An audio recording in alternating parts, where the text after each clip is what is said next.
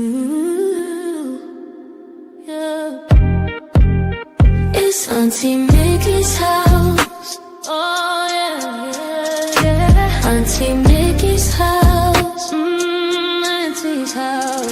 You're in the house. You know you're in the house. Come on in and grab a seat, grab a seat. Come on in and hit that light, hit that light. Oh, you're right, Mickey's house. Yeah. Auntie Mickey's house. Grab a seat, grab your feet. Let's sip some tea, sip that tea. Entertainment, news and spirituality.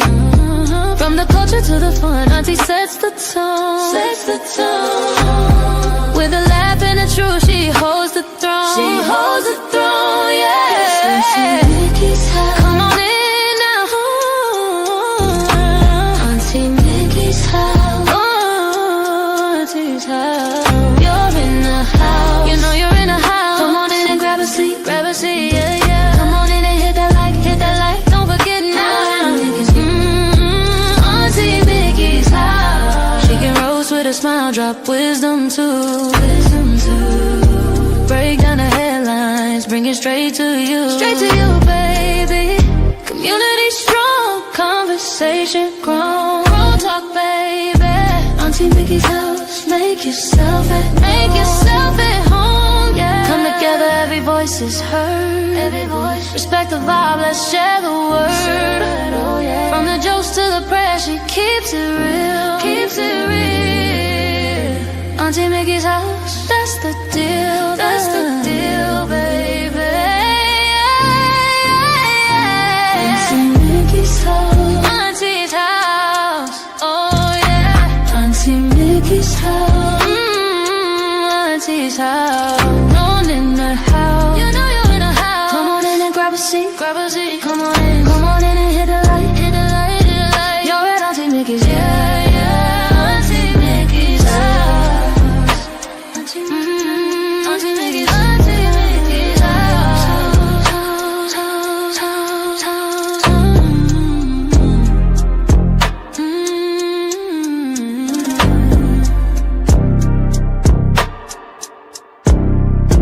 Auntie Mickey's house.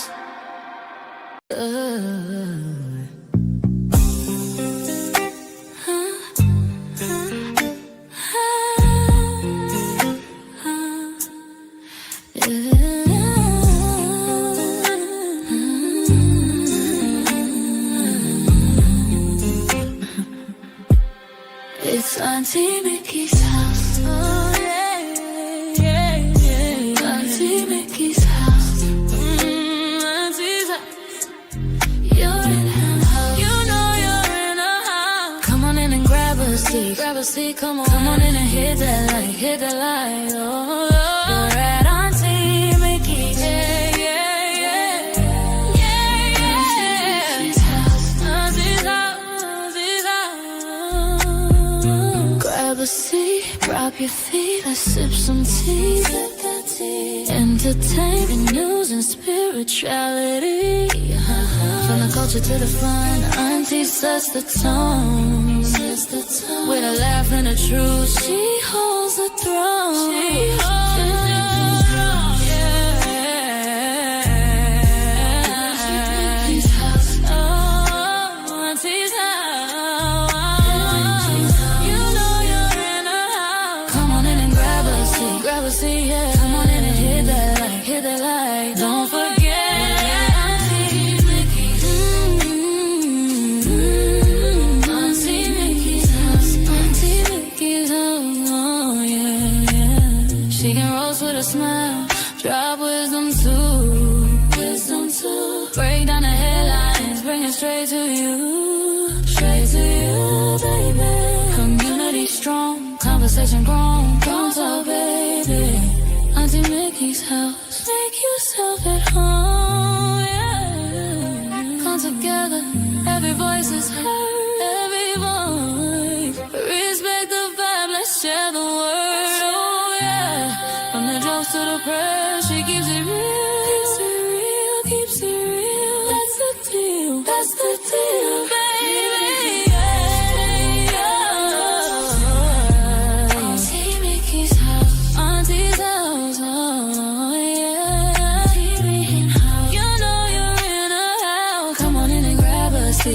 Auntie, come on in and hit that light, oh, you're right, Auntie Mickey's, yeah. Auntie Mickey's house, Auntie Mickey's house, Auntie Mickey's house, oh.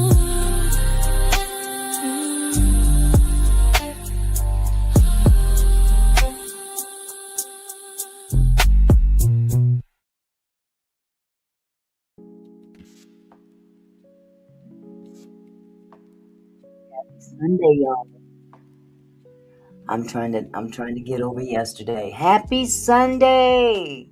It's the end of the weekend. Tomorrow it starts all over again. But today we got another day to chill, at least. Hold on just a second. I don't want to sneeze in the camera.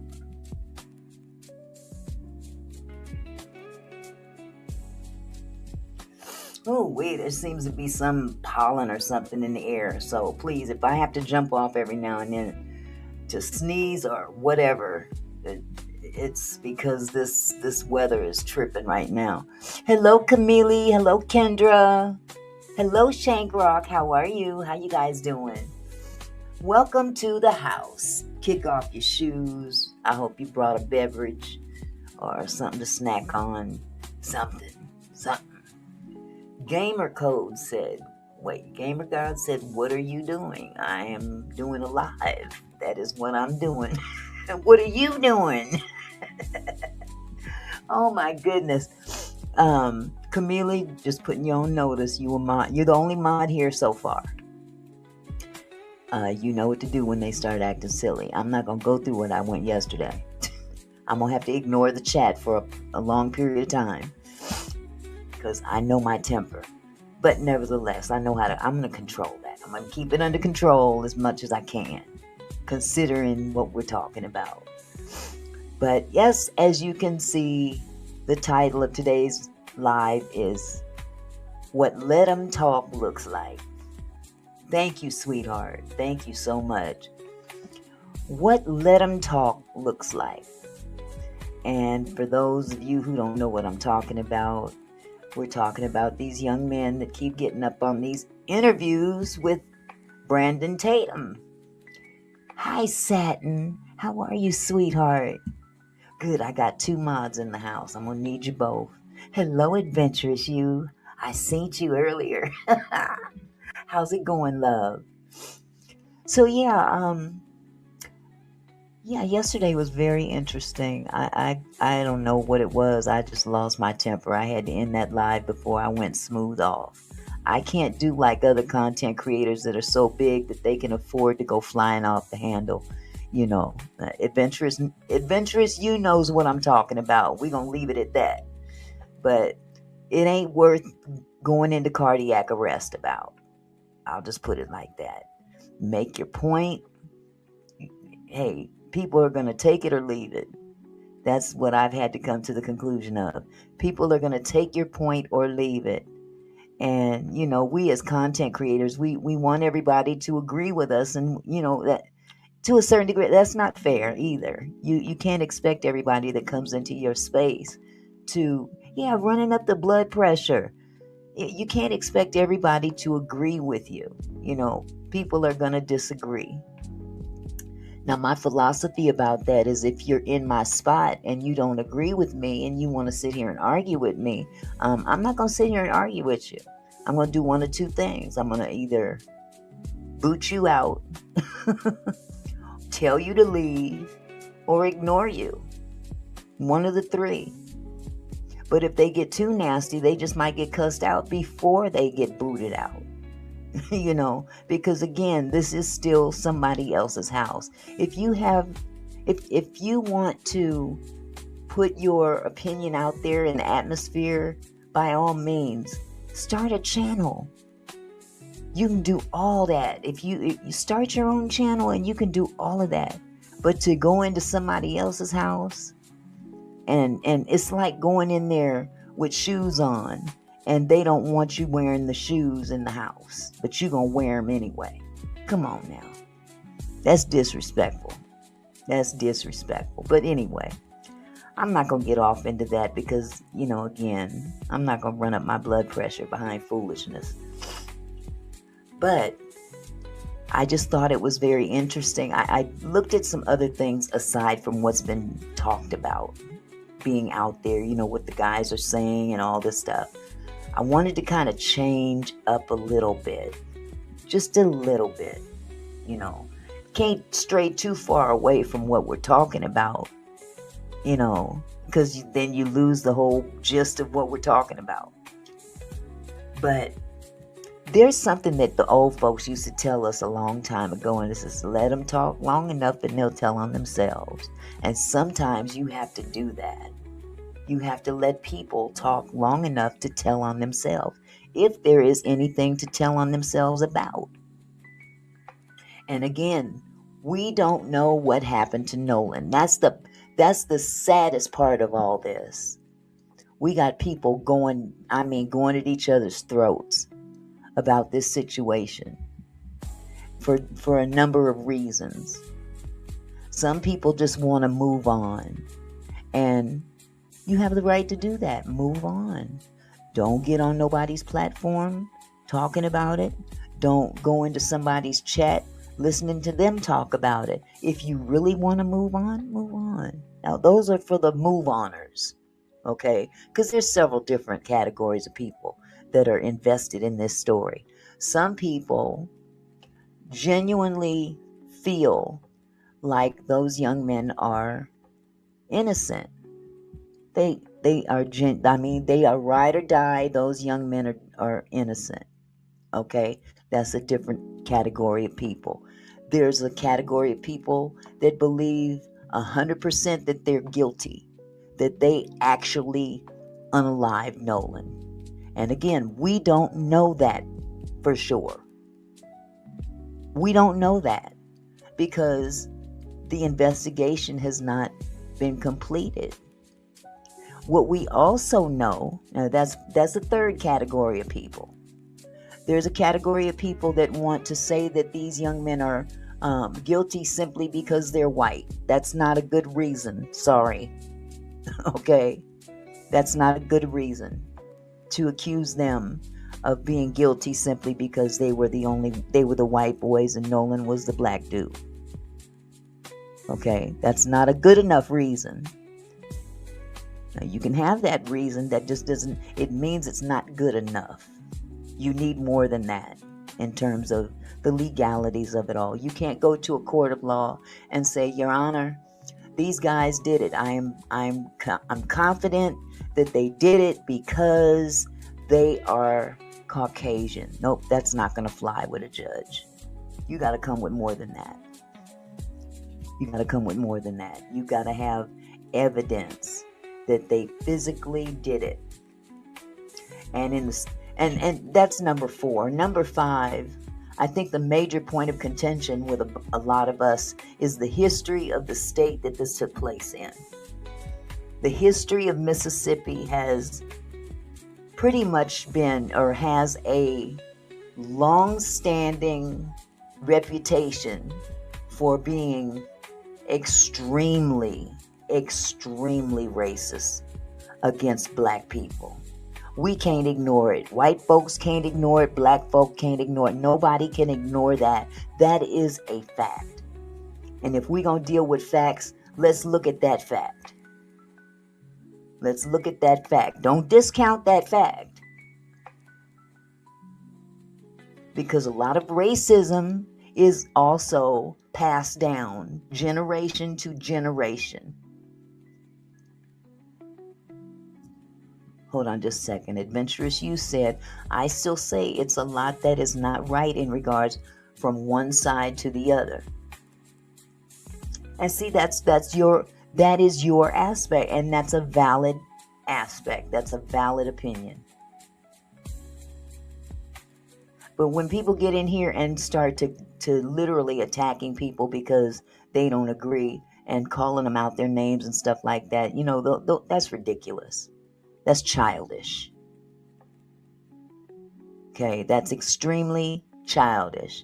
And what you end up getting in return is the same vitriol you spit out. Hello, Devon.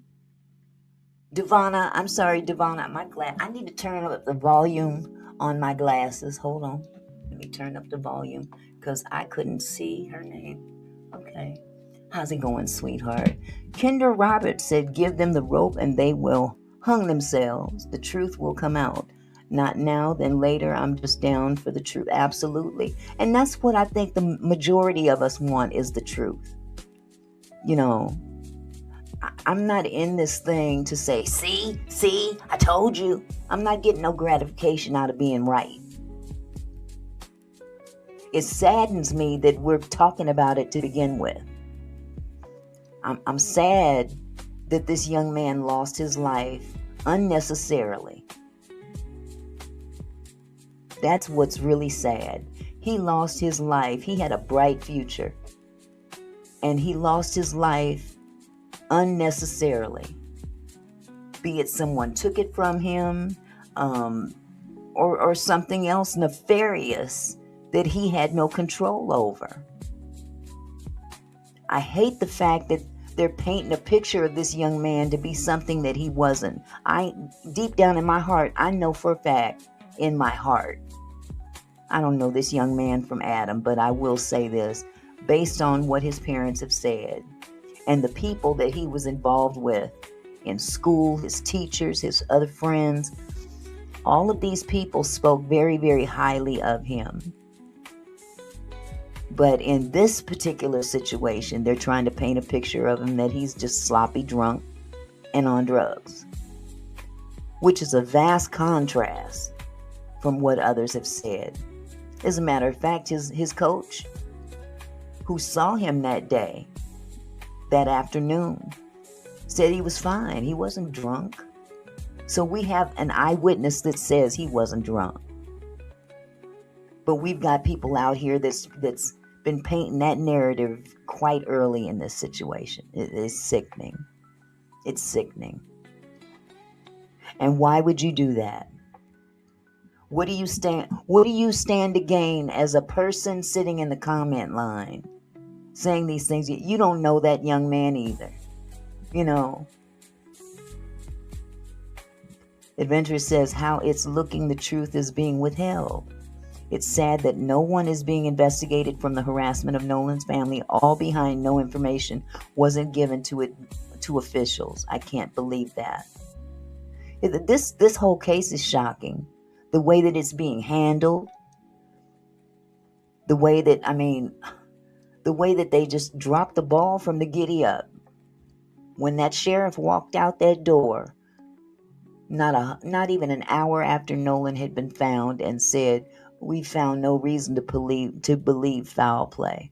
It was an accidental drowning. He specifically said accidental drowning. And you haven't investigated nothing? Nothing? Somebody didn't do their job. Now that's just him. But that's where it starts from. It starts right there. That's where the controversy started, right there. Along with the behavior of these young men. I'm not going to excuse their behavior. I don't care what nobody says. You don't know what happened with them. I know what they did. I know that they erased their social media. I know their parents did. It looks suspicious. It looks suspicious. All this other stuff in the background, people biting at Horn Island and all this stuff is just fluff. And it's probably, there's some bits and pieces that are critical in the story itself. But if you step back and look at the main picture, this young man lost his life and people are spending more time defaming him than trying to help get to the bottom of what happened. People want to dismiss it. And that's the problem. This is why we're going so hard in the paint for this young man, because this is how it's been going down for decades when it comes to black people being unalived by Caucasian people. That's why it became racial. because this is just another story that sounds like the others. Here comes another one just like the other one. Kick it. And then to turn around, throw a rock, hide your hand, and accuse black people of making it racial. Really? You can call it what you want. You can call it what you want. Stop being black. That can't happen, hon. That can't happen. But like I said, I'm not gonna let the people in the comments lines piss me off to the point where it gets me off my game. It's not gonna happen today. Hello, Carmela. How are you, love? And Chris Hillman, welcome. I've never seen you here before.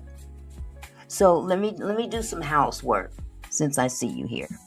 And for anyone else who might come in who's never been here before, if you've never been here before, let me just welcome you first.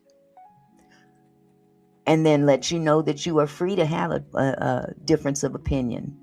Everybody has a difference of opinion, okay? But what I won't tolerate is being disrespectful in my chat or disrespectful against me, okay? And to make assumptions about people without knowing them up in this space. Now, Chris Hillman says if they were all black, you wouldn't care. How the hell do you know what I would care about? How do you know what I would care about and what I wouldn't care about? See, that's called hypocrisy, sir.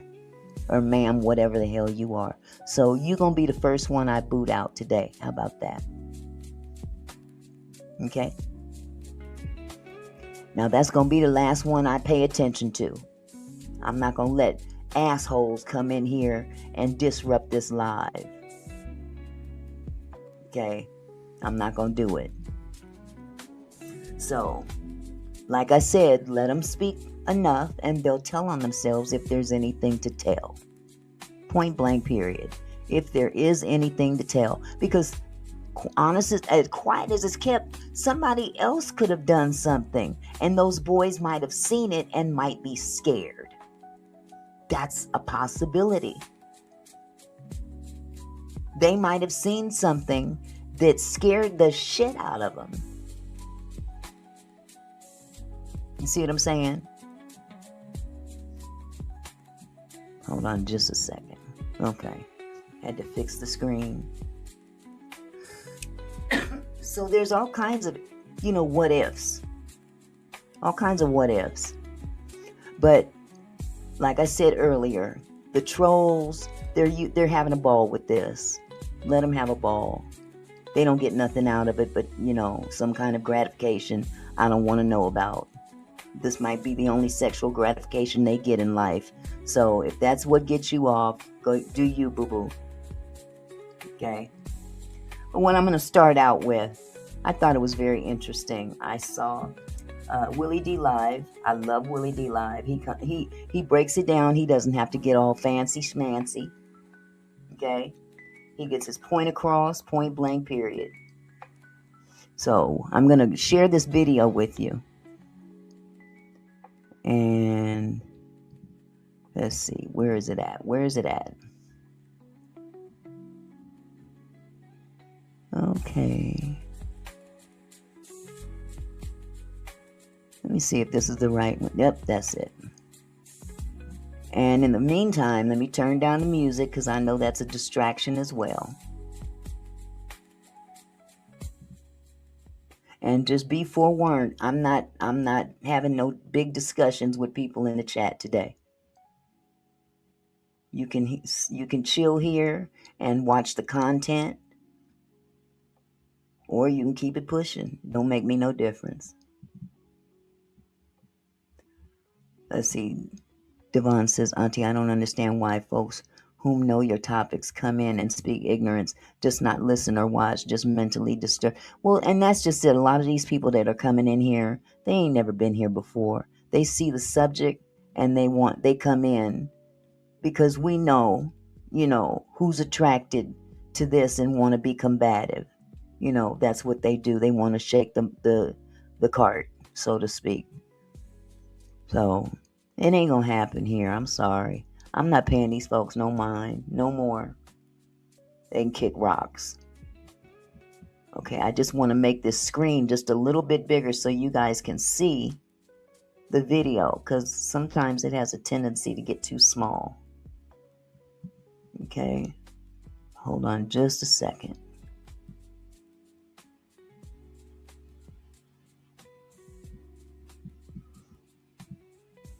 Okay, let me go here. All right, folks, here we go. His alleged best friend, let Warren tell it, his best friend, he left him on an island all by himself. Told him, hey man, get home the best way you can, so to speak. Next thing you know, Nolan comes up missing. Next thing you know, Nolan body is discovered dead just 2 days later on July 6th. And ever since then, Warren has been given multiple detailed public interviews. Every interview, what Warren does not understand, creates a statement that can be checked. Oh yeah. Now, it's important to note, a contradiction doesn't prove guilt, but important contradictions deserve explanations. And that is a fact. That's what's called a fact right there. Important contradictions, they deserve explanations. Don't put something out there that is controversial and you don't want nobody clapping back at it because they don't agree with it or you don't agree with them. Expect to have a debate about it, so to speak. And I got somebody who's going to offer an explanation here. This is Attorney Keith. Check out what he has to say about all of this. Hey, TikTok, it's Keith the lawyer. I get kind of sucked into these cases. I make one video and then I see another thing. Oh, I need to comment on that too, and so on and so on. So I don't know if this is going to turn into some kind of series or if it's... You guys, I apologize. He's talking so fast. That's not because I've got it turned up fast.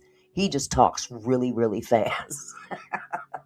This will be the last one. But I want to comment again on what is happening with this Nolan Wells case. And particularly what is going on with his supposed best friend, Warren Hudson, who seems to be a person of interest. I don't know if he's actually under suspicion or what, but his name seems to be thrown around a lot whenever people are talking about the case. And I mentioned yesterday that he was committing the classic blunder of talking to the cops when no defendant or suspected defendant, almost defendant, maybe defendant, no person like that should be talking to the cops in any respect whatsoever. But what this Warren Hudson guy is doing is actually the worst of all. He is creating a trap for himself. If he had any involvement, if he is remotely connected, he is creating a trap normally that law enforcement sets for you, but he is setting it for himself. And what he's doing is he is making statements. He is making specific statements about specific things that happen. I'm talking particularly here about his latest statement of, we tried to get Nolan to get on the boat. We begged him to get on the boat. He wouldn't get on the boat. It's things like this.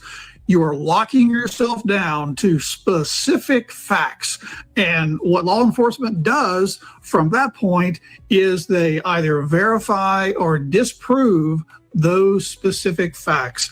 And once you start poking holes in somebody's story, what that leads to is statements of, oh, well, that's not what I meant. What I meant was this. You make another statement, they poke holes in that, and so on and so on.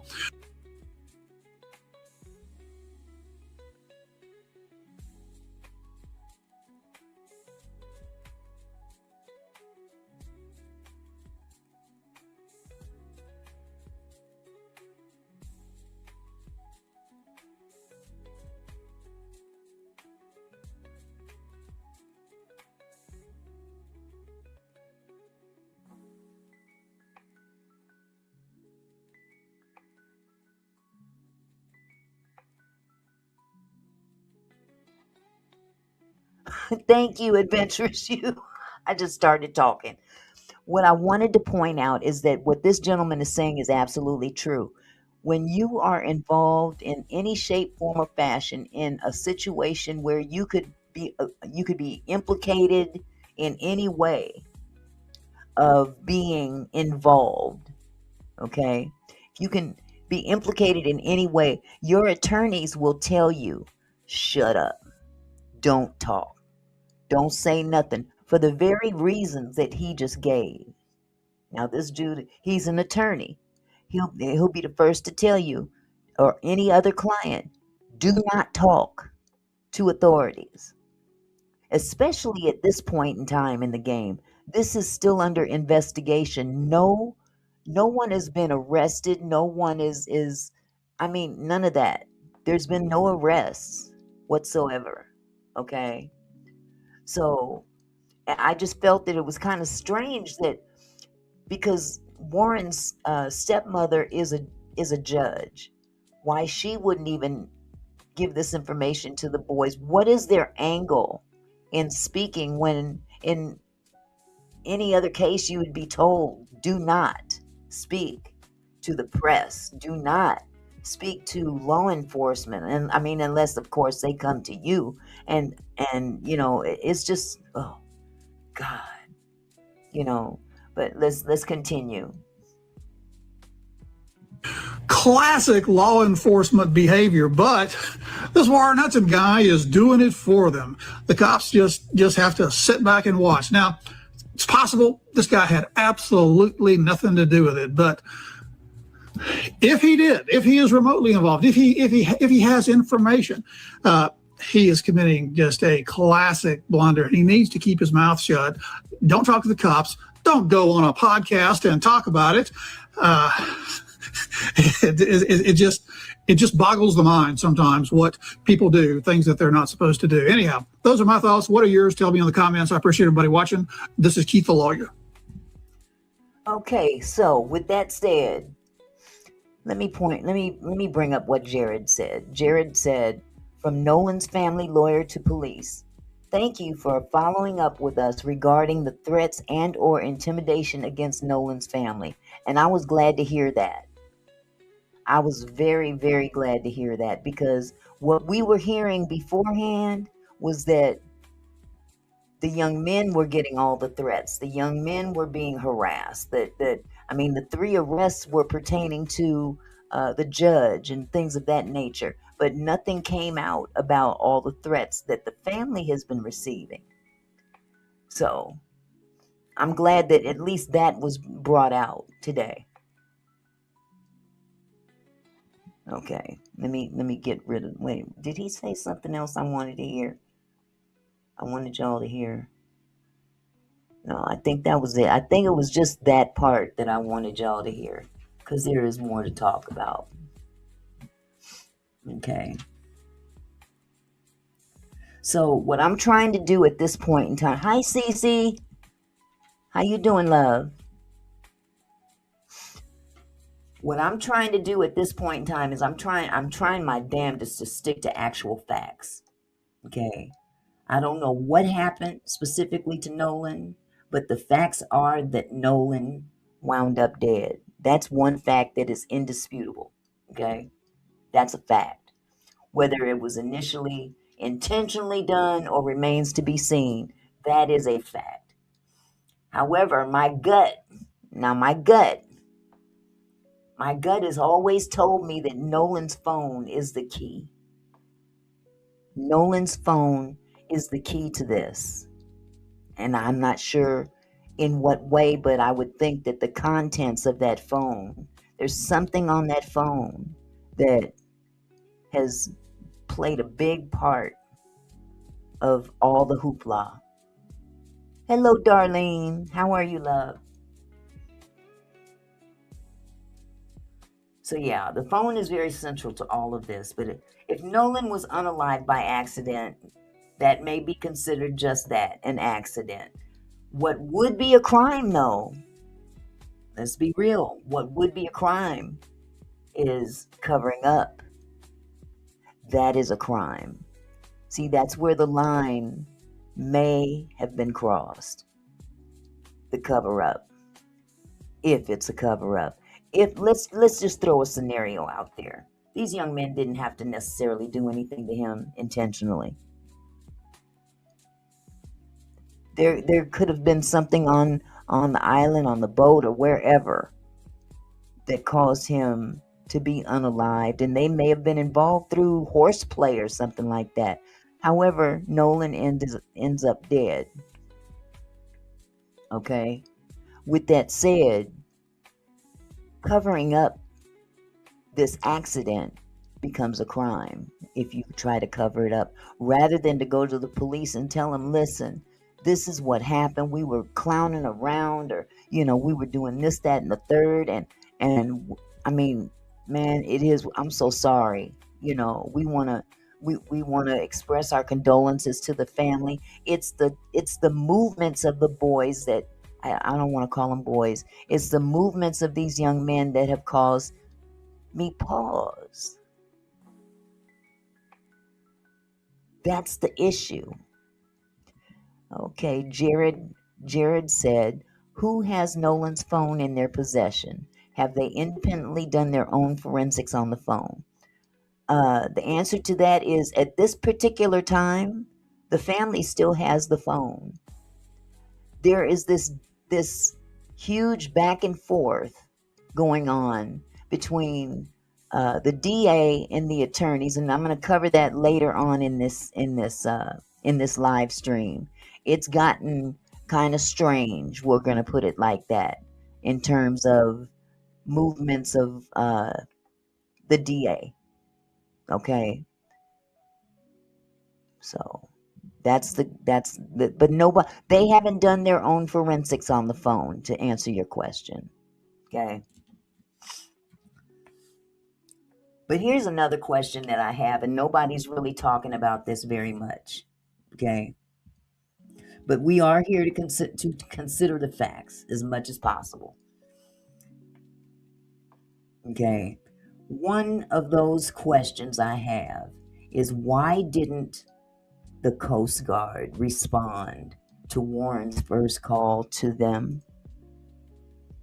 It is factual. It is a fact that he called the Coast Guard after he spoke with Nolan's mom. Why won't the Coast Guard disclose what was conveyed in that first call that would lead the Coast Guard, the circumstances that didn't require urgency? Why did they not consider that an urgent call? That is fact. They didn't consider it fact. Or, I'm sorry, they didn't consider it urgent enough for them to go check and find Nolan. Hello, Bradley Spalding. Welcome. How are you, love? So, according to Warren spoke with the Coast Guard for 20 minutes. This is a fact. This is a known fact. He said so in his interview. And it's safe to say that Warren is the main guy talking, to the public, right? He's the talking piece, more so than the others. That's a fact. He's out there more so than the rest of them. Another fact is that his stepmother is a judge. That's a fact. We're trying to stick with as many facts as possible. But why didn't the Coast Guard go out to search? Why did they wait until another 13 hours or so after Warren called them? That's a fact. That's a fact. Hello, Pause. How are you? Okay, Doodlebird, how you doing, sweetie? So, with that said, let me share this interview with you, because I don't want y'all to think I'm just talking off the side of my neck. Okay, hold on just a second.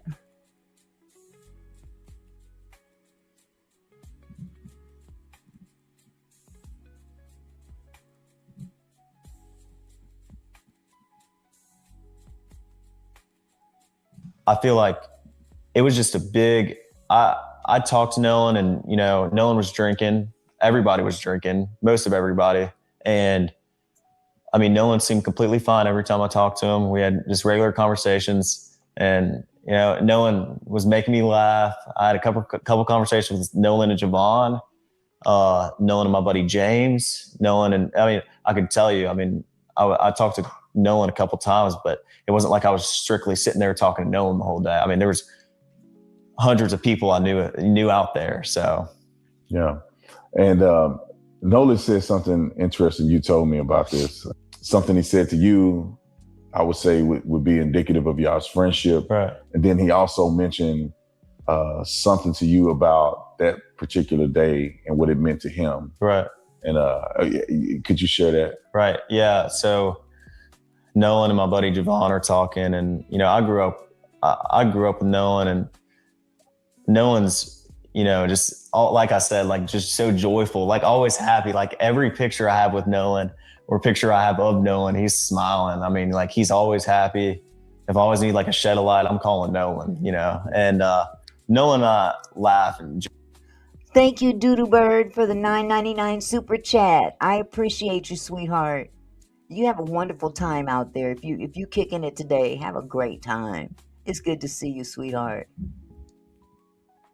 Let's see, Jared King. Let me put this up. If it is the responsibility of anyone who witnessed Nolan's death to come forward, wouldn't it be the responsibility of whoever has the phone to come forward with evidence it was White? You would think so. You would think so. But if you have possession of the phone and you don't make that readily available information, then who's responsible first? You see what I'm saying? This is where it gets murky. This is where it gets murky. I'm sorry. Here, let me go back. joke a lot. Like that's how our friend group is. We're really jokingly laugh. No one takes anything that serious. We enjoy our time together. I mean, there's never any awkwardness within our friend group. We're very, very tight. So if I ever need to get something off my chest or talk to anybody, I'm talking to all my friends. I'm not just talking to like specifically anybody. I would go out, like even if I'm having issues with something, I go talk to my group chat, and my guys are there to, give me a hand anytime I need it. And all my guys are, all my buddies are the same exact way. Nolan was the same exact way. If you ever need something, I'm here, man. Like that's how he was. So. And then you guys get ready to leave prematurely. Right. And explain that, because you guys got there around 10. Yeah. It's now 4:30. Right. People are still out there partying and Right. they're having a good time, but something happened to where it necessitated you guys to get the boat up and running. Can you explain that? Yeah. Okay, you guys help me out here, because I might have passed up this part. But in this particular interview, Warren specifically said, stuff happens. People die all the time. I know people that have died out there. Do you guys recall hearing that? Put a 1 in the chat if you heard him say that, because I can go backward and try to find it. Because that's why I wanted to not pay attention to the chat. I wanted to stay on top of this particular interview, and I may have missed it. Okay, so we got 2 people so far that can verify that was said by Warren. Warren said, stuff happens. People die all the time. I know people that have died out there. And I thought that was very interesting for him to say.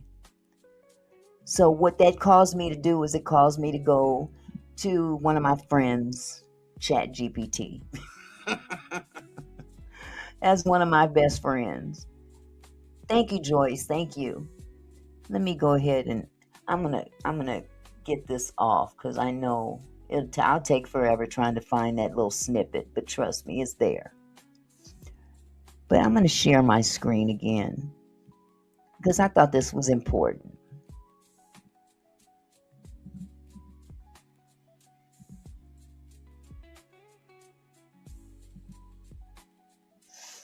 So my question was this.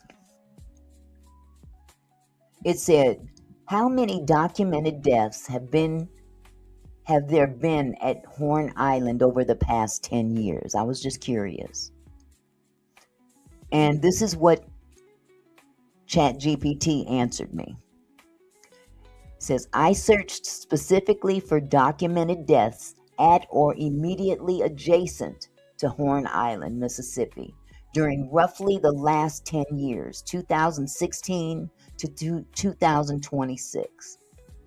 What I can verify from publicly accessible news and government sources is at least 2 deaths tied to Horn Island. 2.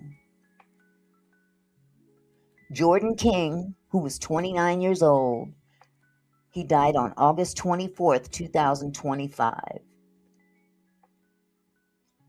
He was of Pascagoula.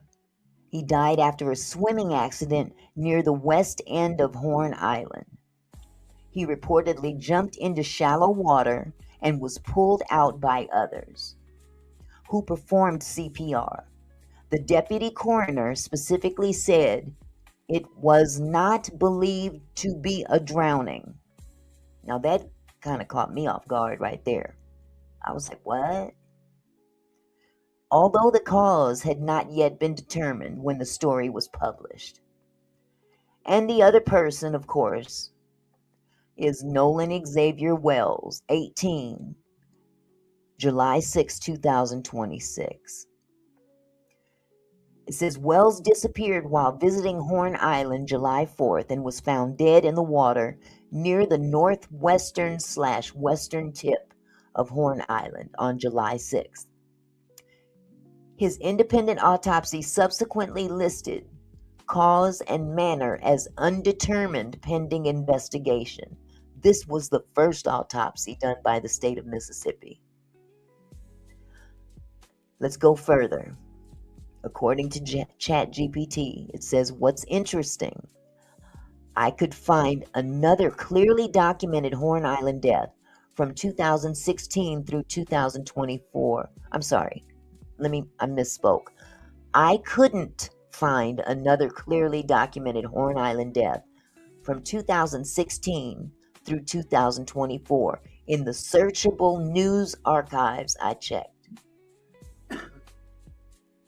That does not necessarily mean there weren't any, okay? I'm just trying to be fair. Some boating/swimming deaths may have been recorded by the Coast Guard, Mississippi Department of Marine Sources, National Park Service, or coroner without appearing in searchable news coverage, or may have been described generally as occurring near the Mississippi Barrier Islands rather than specifically at Horn Island. There's another point that's particularly relevant to what you've been researching.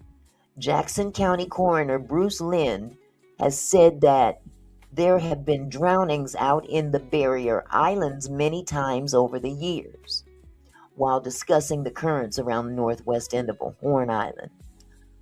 But that's a statement about the Barrier Islands collectively, not documentation of repeated drownings specifically at Horn Island.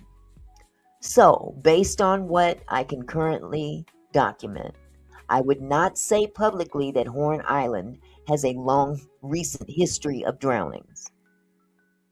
The evidence I've found so far doesn't establish that. Now, this is according to ChatGPT. These are not my words. Okay? If you want, I can dig considerably deeper. Coast Guard casualty records, National Park Service incident reports, Mississippi DMR records, and older local newspaper archives from 2016 to 26.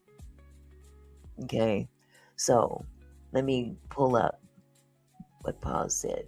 Warren knows exactly what happened to Nolan, was on that boat with him, and other people. Ain't no way in the world they don't know what happened.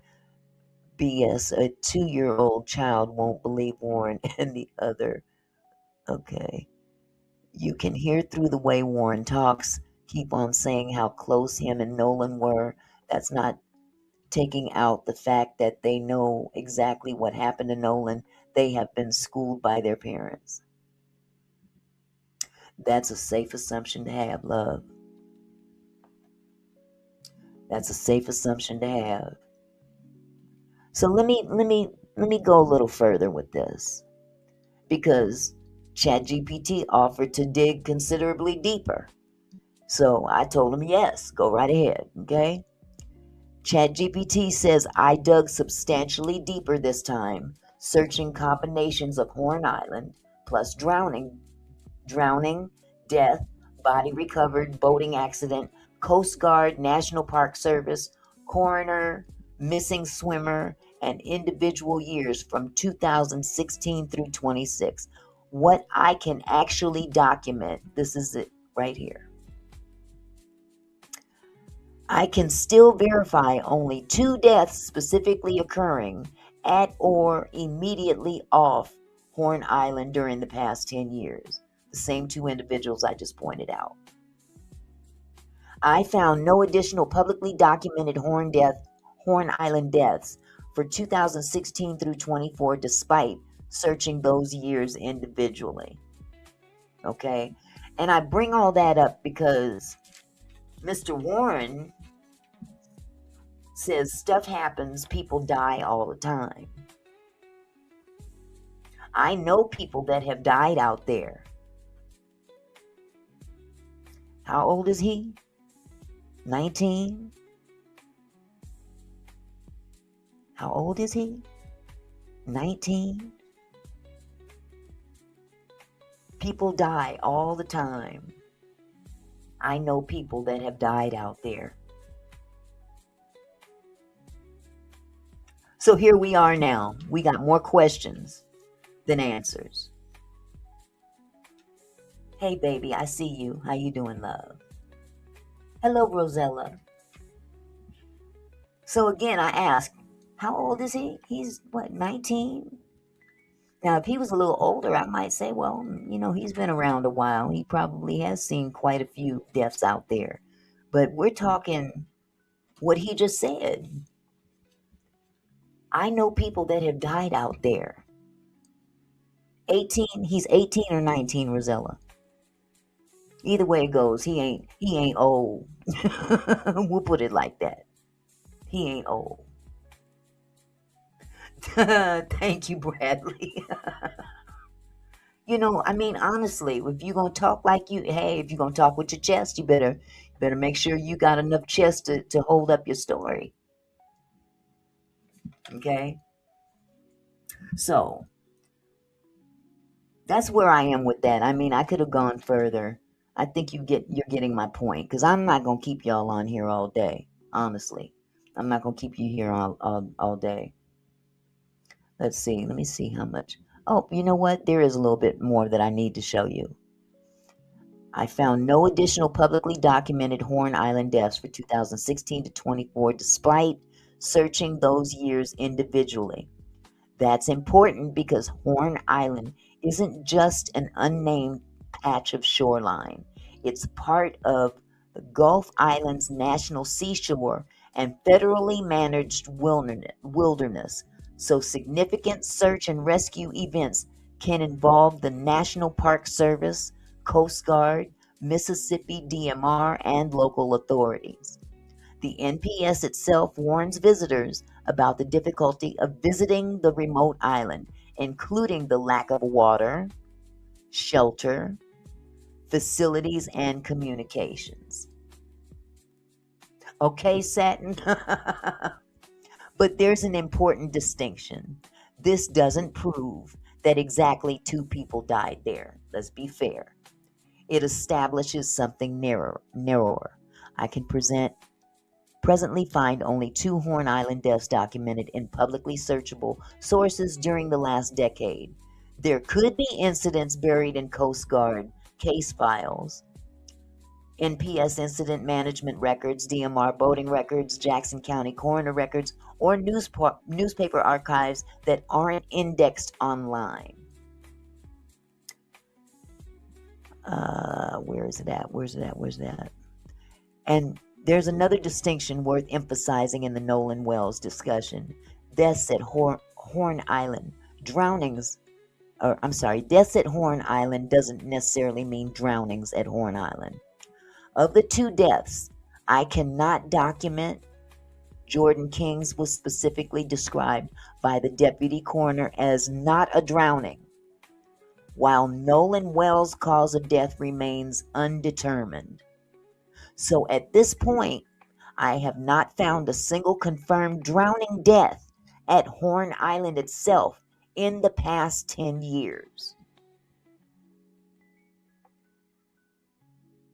I'll say that again, because ChatGPT, he got it going on. So at this point, I have not found a single confirmed drowning death at Horn Island itself in the last 10 years. That makes the broader claim that the northwest end of Horn Island has a documented history of fatal drownings, something I'd want actual records to substantiate, not simply statements that the Mississippi Barrier Islands generally can have dangerous currents. The next and probably most revealing step would be to track down Coast Guard / NPS rescue and fatality records for Horn Island, including non-fatal drownings and rescues. That would tell us whether people are actually being swept away or repeatedly rescued in the particular area where Nolan was found, rather than relying on general descriptions of the water there. So, I said yes, let's do it. It thereby goes into saying yes, I went further into the actual Coast Guard record. And this gives us a much better picture. I searched Horn Island incidents year by year for 2016 to 2026 and specifically looked for rescues, drownings, overturned boats, missing swimmers / boaters, and fatalities. What the Coast Guard records actually show. I found 2 significant Coast Guard rescues at Horn Island in just the last few years, but neither involved a drowning death. October 7th, 2023, 8 people in the water. A vessel overturned near Horn Island. A Coast Guard aircraft located 8 people holding on to the overturned boat. 7 were adults and 1 was a child. Only the child was wearing a life jacket. All 8 survived, and the Coast Guard reported no significant medical problems. The next one would be July 29, 2024, 2 stranded boaters. The Coast Guard found an empty 14-foot boat drifting near Horn Island.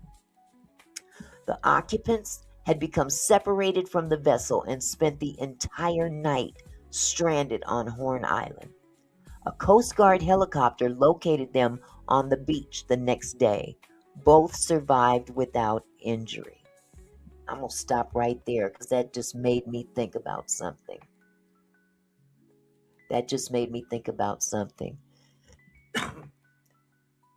The Coast Guard found an empty 14-foot boat drifting near Horn Island. Let me go further. The occupants had become separated from the vessel and spent, check this out, y'all, spent the entire night stranded on Horn Island. Let me stop right there. When it was realized by Warren, according to his words, let's just say he realized, it just occurred to him or whatever, somewhere in the area of 11 o'clock when he contacted Nolan's mother. Okay, you guys following me? 11 o'clock he contacted Nolan's mother, even though he knows that they have possession of the phone.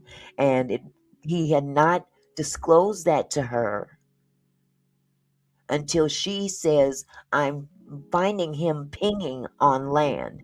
Then he says, oh, well, we have his phone. Okay, we all know that. Excuse me. That's a fact. And then he said, calm down. He's going to be okay. We're going to find him. I know somebody with the Coast Guard. And so he says that he's going to call the Coast Guard. And this was shortly sometime after he talked to Nolan's mother. It's still 11ish, maybe 11:20ish, who knows. It's somewhere after 11 o'clock that he contacted Coast Guard. This is why Coast Guard keeps ringing out in my head. He contacted the Coast Guard, but the Coast Guard, for whatever reason, did not feel the need to go out to Horn Island to search for a missing person. They can't say because, oh, it was late at night, it was dark. We don't do those kinds of things until the morning or daylight or whatever. Right here, it says a Coast Guard helicopter located them on the beach the next day. Both survived without injury, but they spent the entire night stranded on Horn Island. And according to the facts in terms of when they went out there, they didn't go out there until after 12 o'clock the next day.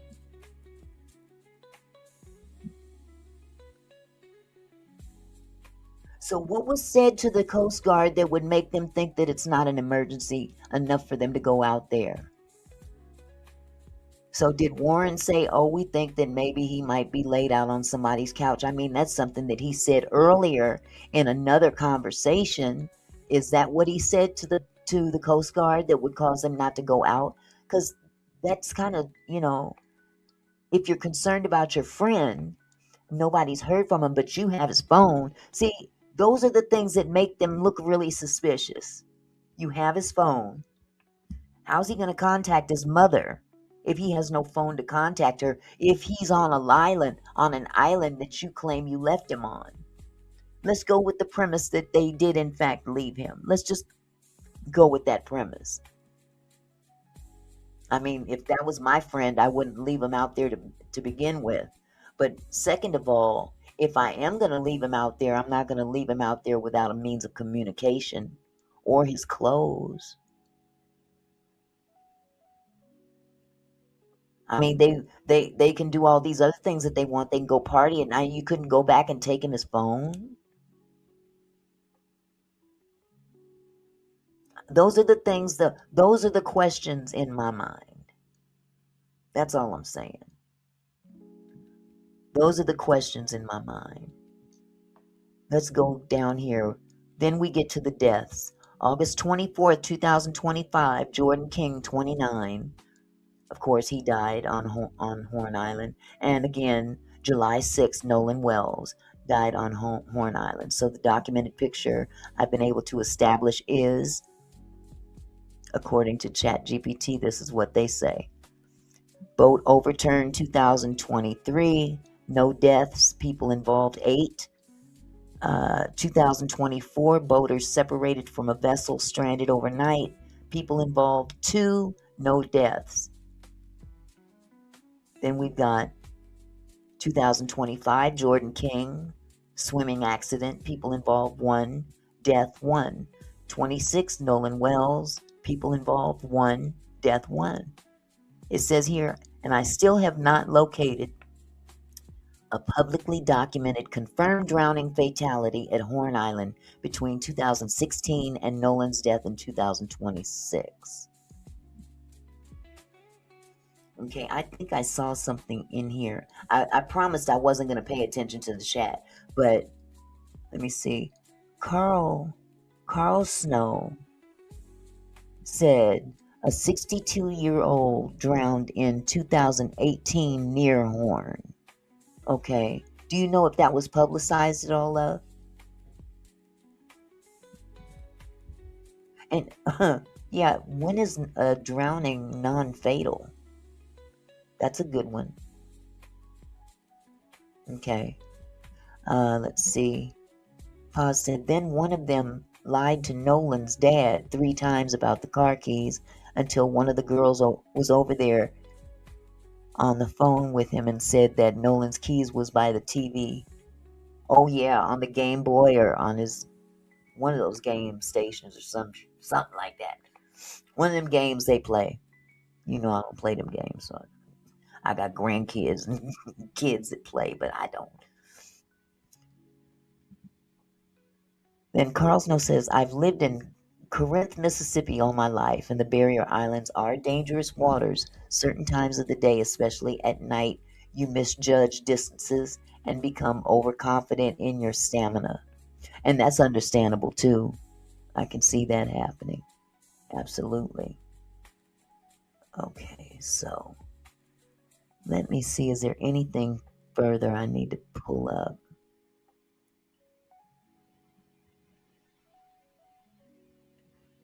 It doesn't go into any specifics about the currents or anything like that.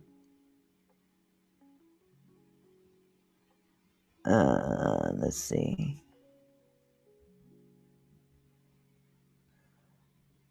Yeah, I'm gonna let this. Yeah, that's a lot of information that I've already brought up. Okay. So, of course, here we are now. We're in the midst of, what we're dealing with right now. A whole lot of accusations and nuances and all this stuff. Jesus. And we know all about the sea tow and the, I just wonder why the Coast Guard didn't go out there.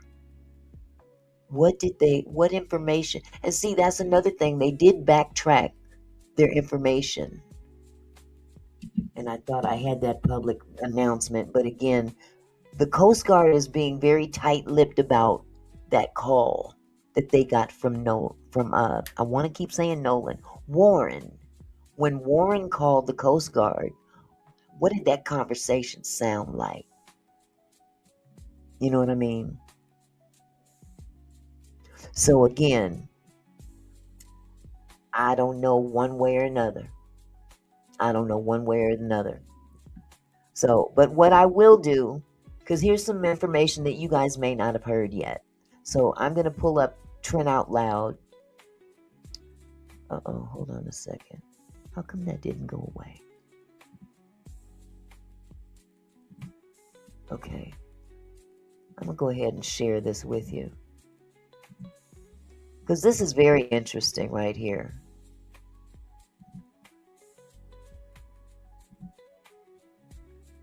I mean, it's no coincidence that a lot of people are looking at Mississippi side-eyed. It was recorded, but Buck made a very valid point. He says it seems like a call to the Coast Guard would be recorded. And you think it would, but they sure ain't releasing it. That looks strange to me. No documentation indicating what was said, no recording is being released, nothing. Just acknowledgement that a call was made. Okay?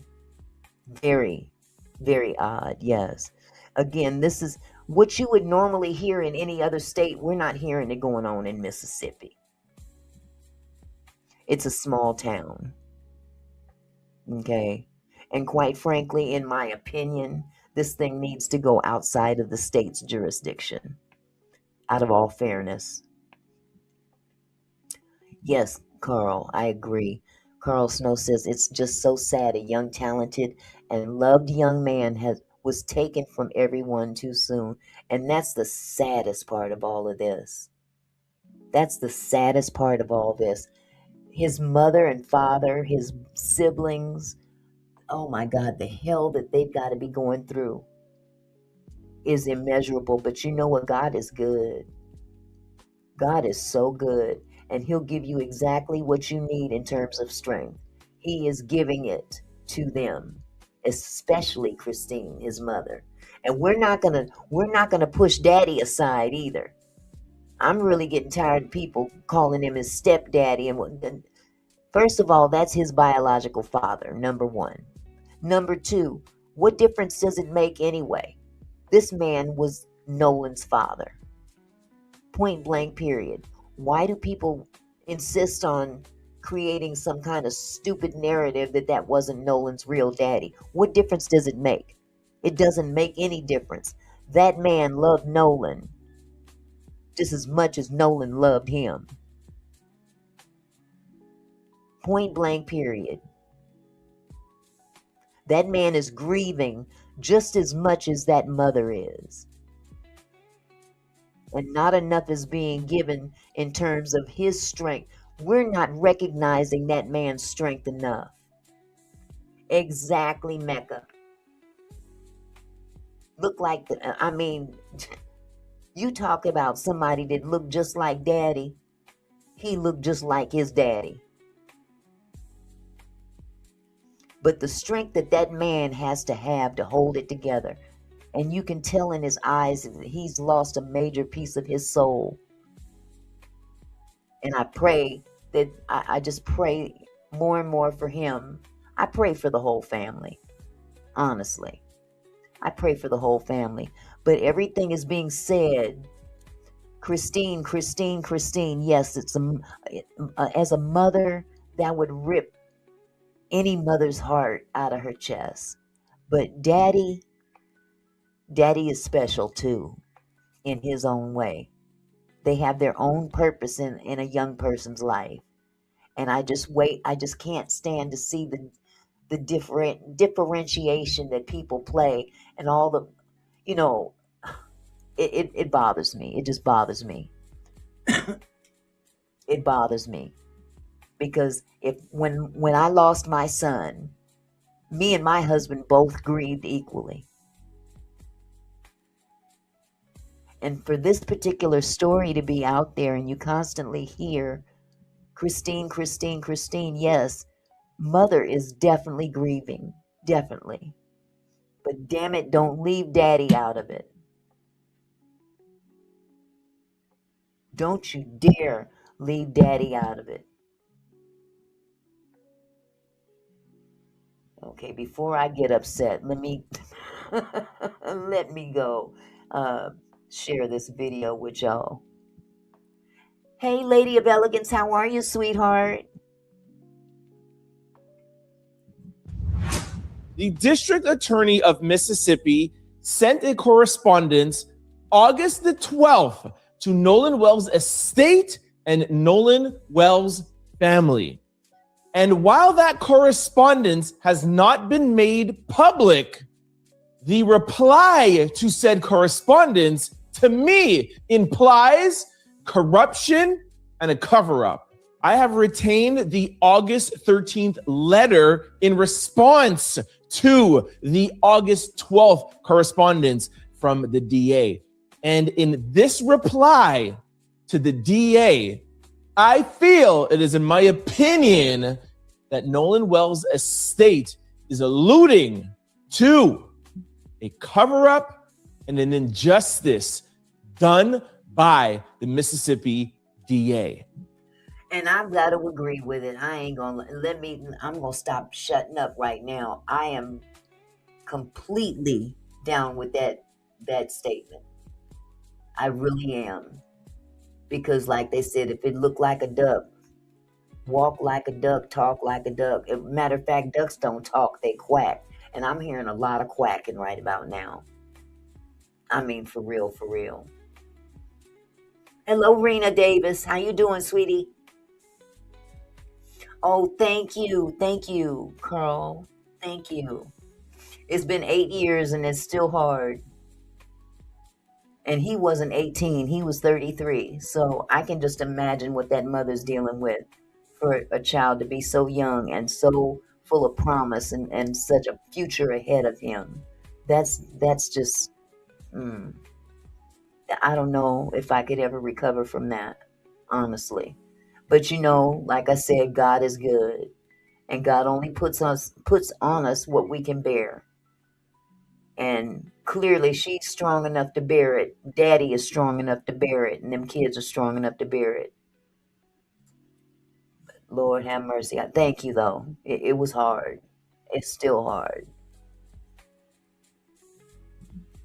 Before I break that down to you, I would like to take a second to revisit a press conference held on July the 15th, where Benjamin Crump lets us, the public, know of an agreement made between Nolan Wells' estate, family, and legal team. Then we will move on to an August 11th letter, then the August 12th correspondence, and then we will come back to this August the 13th letter. I am going to start off by presenting my case with a video from July the 15th, where Benjamin Crump and Nolan Wells' parents just came out of a meeting with the Mississippi DA. And here is what Benjamin Crump said. You guys, they ain't playing fair. This is why the parents did not trust the state of Mississippi from the jump, because they are not playing fair, and they are definitely showing their hand. Okay? Pay very close attention to two key sentences. We also agreed, aka they had an agreement in place, and also at the same time. We also agreed that we will have a mutual inspection of the cell phone with our experts and their experts. Attorney Eric Hertz is helping lead the investigation team with former law enforcement experts who are going to help us with the cell phone download. So everybody will be able to see at the same time. Now I will draw your attention to a letter from Nolan Wells' estate lawyer and representative at. Why would you think that they want to see it at the same time? Because you don't trust them. They know that. The state of Mississippi knows that this family does not trust him. This is why they hired Ben Crump to begin with. And the man is, hey, he's playing chess, sweetie. Satin, you ain't never lied. Ben Trump is playing chess. See, he's not coming out here making all these assumptions and accusations and stuff. He's being, you hardly hear from him. So when you hear from him, it's something substantial and definitely, something to pay attention to. This isn't just some interview on a podcast from some, who. You know what I'm saying? So, yeah, I wouldn't trust him either. And they're playing their hand right now. On behalf of Nolan Wells and his parents and family. Now, I have shown you this letter before, so I'm not going to read it in its entirety, but I am going to highlight one paragraph, and then I'll explain to you why they had to send this letter August the 11th. This letter was to the District Attorney of Mississippi. As the legal team has stated previously, including during our in-person meeting, which I just showed you a video from July the 15th, we have been and remained ready and willing to cooperate in arranging a joint forensic inspection of Nolan Wells' personal cell phone. During that meeting, July the 15th, we specifically discussed having the examination conducted through a digital forensic lab in Mississippi Gulf Coast Community College, as well as the possibility of FBI involvement in that process. Our position has not changed. You guys could pause and read the rest if you would like. Now, let me give you some context. Jared King says, also pay attention to Sharpton interview on TMZ, where he said Nolan's phone was, quote, wiped, unquote, and realized Crump did his own forensics, and if it was indeed wiped, he could turn it over to the FBI. They know what's happening. They know what's going on. Mississippi knows what time it is, and they never anticipated that it was going to come this far. And now it's like they're almost playing desperate hands, which you'll see as you go through these letters, because they trying to set them up to pretty much miss a deadline. That's what this is all boiling down to. This is the setup to miss the deadline. But that doesn't refute the fact that you guys agreed to together check this phone. I wouldn't trust him as far as I could throw him. I mean, truthfully. The agreement was made July the 15th. Nolan's parents and legal team have been waiting for a date after said agreement, meaning they're waiting on the DA. Now, what has happened between July the 15th and August the 11th? Well, the same thing that's been happening for the past couple of weeks. Former Officer Tatum, the Morgan, Jax, and Warren, the three white boys that were on the boat, and their lawyers have been talking to the media, drumming up distractions, and also Warren's father, because now he's threatening to sue for defamation. So we've been having a lot of distractions. During these very, very overtly distracting interviews, podcasts, and media blitz, the latest one has been, hey, where's Nolan Wells' phone? And Christine hasn't handed it over to the DA. Of course, this has been led by former Officer Tatum, where he is trying to say that Christine is trying to interfere with the investigation. This is why this letter is so important. Nolan Wells' estate and parents and representatives had to come out and make it very clear through legal documents. Notice they're not playing the games of going back on media, going on Nancy Grace and doing all this stuff. No. They're about facts and receipts. So they sent this letter right here to say, hey, they actually highlighted the attacks. Let me get that here for you. To the extent there has been any suggestion that we have not been willing or have failed to cooperate with the investigation, we want to make it very clear that that is not the case. All right. So that was in response to former Officer Tatum, the white boys lawyer. We call him here on this channel Little Tyler and Little Eddie. All right. You guys could check back on this page here to if you're not familiar with what's going on. And I also find it very very curious and very alarming, actually, that they're not talking enough about the fact that these white boys went out there and started up this give, send, go. And in the same breath, they're accusing the parents of using this situation to grift money, which is just a slap in the face. You mean to tell me that you are going to accuse these people who just lost their child? They lost their child. Oh, well, we'll just use this as a way to get paid. I'm sure if they had their way, they would give up every dollar, every cent to have their child back.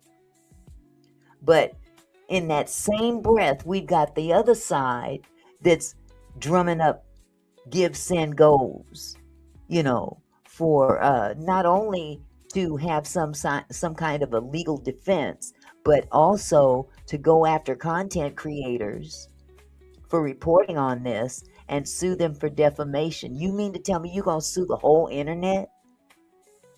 Now, there are people out there that are being very loose with their conversation. You don't come out and say this person did this, that, and the third without having facts to back you up. And by saying, "Oh yeah, they did it to him. They're the ones that did it to him." Okay, you have to have proof before you start saying those things. But there's nothing that says you can't ask questions. There are so many questions. There's more questions than answers, which will continue. So this letter now was sent to the DA August the 11th. Now let's move on to another letter that was sent out by the same law firm representing Nolan and his parents, August the 13th. Now, please be clear, this is a separate letter than what I just showed you. You'll see the date at the top, August the 13th, and of course the writing, very different. And I'll read this to you pretty much in its entirety. Stick with me here because you're going to see and hear the corruption and cover up, okay? So it starts off, this is a letter to the DA, once again. Thank you for your correspondence dated August the 12th, 2026. As counsel for Nolan Wells, we have received it, etc. Now, let me just stop right there. Now, that means that the DA answered that first letter that I just showed you a minute or two ago, dated the 11th, saying, hey, we had an agreement. What's going on? We agreed to jointly look at Nolan's cell phone together. We're just waiting on a date and possibly having the FBI involvement. So the DA answered. The letter continues and says, we agree that examination of Nolan Wells' cell phone was discussed during the July the 15th meeting. So we agree on that, okay? And that our team undertook to follow up concerning that process. During that discussion, however, we agreed to a jointly coordinated forensic examination of the phone that would include the use of the digital forensic lab at Mississippi Golf Course Community College, as well as possibility of the FBI involvement. Okay, Jared says, right, go straight to the FBI with wiped phone. It's direct evidence in their hands of a crime on Nolan's phone and gets to the truth. And that's absolutely the truth. That's right. However, they can't just go straight to the FBI. They had to actually, pretty much in a nutshell, demand that the FBI take this case. They can't just run to the FBI. The FBI they've got 7 days to respond. As a matter of fact, 7 days from the date that they sent this notification to the FBI before the FBI can even get involved. You know what I'm saying? But in the meantime and in between time, they have to kind of hash this out between themselves. And the DA is playing games. Because there has been back and forth correspondence between both parties. In other words, the family has been asking for a date that we can amicably meet up. Amicably meet up. And they wait until 2 days before the deadline, after the parents have asked for, the date, and then advising that they're out of town, out of the country, as a matter of fact. And then they say, oh, well, they're out of the country. Let's give them this 24-hour thing, 24 hours, knowing that they're not back in time. That's the kind of games that they're playing. They knew that they were going to be out of town. Mississippi, the DA knew that they were going to be out of town. Subsequent correspondence with your office reflected our continued willingness to process through a mutual agreeable procedure. Additionally, Mr. Hurst contacted you on July the 25th while traveling abroad and indicated that he would reconnect upon his return. Accordingly, our prior correspondence with your office should not be understood to suggest that our legal team had been unwilling to facilitate a forensic examination of the phone. That's very clear to say, hey, once again, we are not unwilling. We contacted you. We followed up with you here on July the 25th. Now, let's read between the lines on that July 25th. What would be fair to assume is that maybe somebody in the DA office contacted back with a proposed date. Mr. Hertz replied back. He's saying, hey, I'm abroad and we want to continue this conversation. They want to let them know that, hey, just because we're abroad and just because we weren't running to you does not mean that we're not willing. It just means that I was abroad and we are still very willing. Again, here's my thing, you guys. We're doing all this talk about one phone. What's being done about them boys' phones? What's being done about their mammy's phones, their daddy's phones? The people that were, what happened to the 20 people that were with them? What about all those phones? They're concentrating on one phone to throw a monkey wrench in this whole case. But there's other people that need to be investigated as well. I'm curious, what's on those boys' phones? And they're not boys. I keep correcting myself about that. What's on their phones? What's on the parents' phones? If they check Wyatt's phone and find out that Wyatt contacted his grandpa simultaneously as the CETO call was about to go down or was going down, would they find that out? I mean, we kind of figured it out because grandpa contacted CETO as Wyatt was on the other end with the dispatch. He calls the captain directly and says, "Oh, they don't need no help." Yeah. Is that available for people to hear as well? Are they going to find that out to be true? How would grandpa know that the boy's boat was in distress or that there was a need to contact CETO? Or could it be construed that maybe Wyatt was calling grandpa in a panic, something done happened on this boat, I don't know what to do, because grandpa sells memberships to CETO. Hello to Great Master. It took me a minute to read your name. Hello, Rhonda. I'm trying to say hello to everyone.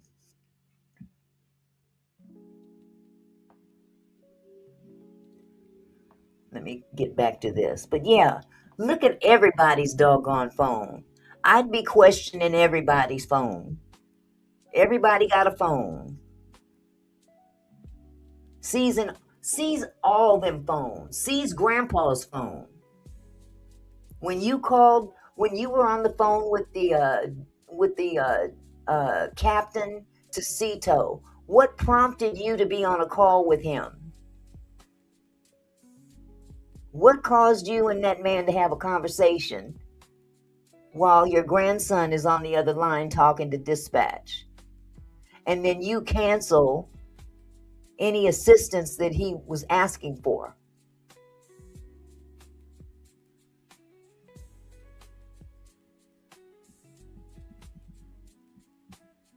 Jared said, if you're going to claim a crime was committed on Nolan's phone and you have it, only reasonable to ask for you to prove it, and Crump can absolutely do that. Absolutely. But I would also like, if you're going to investigate this case, look at everybody's phone.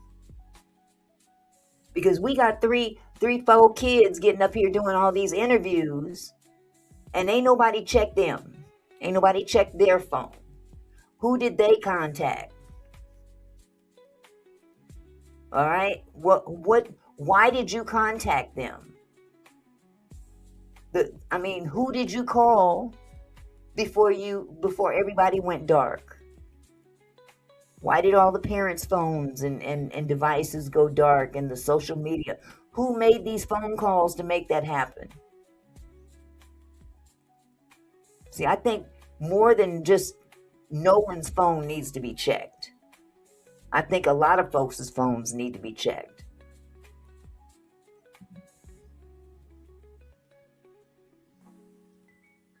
I'm trying to click on. And we do not know what the DA wrote back to them August the 12th, but we can assume that there was something that happened around July 25th, but they're making it very clear that does not mean that we are unwilling.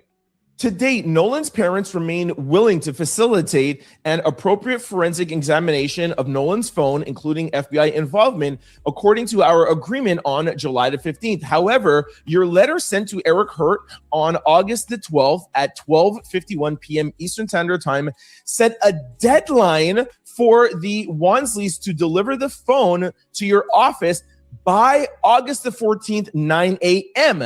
This is not practical for a number of reasons. Again, referring back to that August the 12th, I cannot wait until that letter is exposed because I want to know the details. But here we see them saying, hey, there was something going on July the 25th, and now you're sending us a letter saying, yo, we have 48 hours to bring in the phone. But here is where we get the confirmation, or in my opinion, confirmation that there is some misconduct and there's some cover up and there's some corruption going on. First, the date and time you proposed provided less than 48 hours notice. Moreover, the Wansleys were outside Mississippi when your letter was sent and are not scheduled to return until after the deadline you unilaterally imposed. You hear that? See that? Imposed? Now, let's take a second. This is the government. They know the movements and what is going on. I feel, in my opinion, that they're doing this purposely. They know they're out of town. They know they're traveling. And that is why they're giving them the 48-hour deadline. Second, the party never agreed to simply deliver the phone to your office. Instead, the agreement was that we would set a mutual agreeable date and time for the phone to be examined together by your office's forensic professionals, our forensic professionals, and the possibility of the FBI as well. Now, let's pause on that for a second. This letter that's sent August the 12th is saying you have 48 hours, and she is going back on her agreement. She is no longer saying, hey, you have 48 hours. Yeah, we're going to jointly do it. No. That's operating in bad faith. If you had an agreement before, then to renege on that agreement is definitely not operating in good faith. We have 48 hours to hand it over. We are no longer jointly doing it. That's where the corruption lies. But it gets worse. Thirdly, the parties have not yet agreed upon a forensic protocol addressing at a minimum the scope and the method of the examination, chain of custody, preservation of the forensic extraction, access to resulting forensic data, treatment of information outside the agreed scope, retention of the extraction, and the return of the device, Nolan's phone. Please send us your proposed protocol as soon as possible. As soon as the protocol is agreed upon, we will be able to schedule the forensic examination of the phone immediately. And by the way, I have another paragraph that's talking about Nolan Wells' autopsy, but just let me cook for 1 second here, okay? This is a clear indication, in my opinion, of corruption and a cover-up. Why are you agreeing July the 15th to jointly look at Nolan's phone? Then you guys continue on with your investigation. What did you find during that investigation?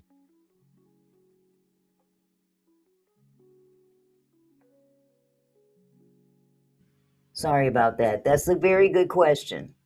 Very good question. What happened that made you change up? Jared said, nobody said we have evidence of a crime other than Sharpton. No one. Exactly.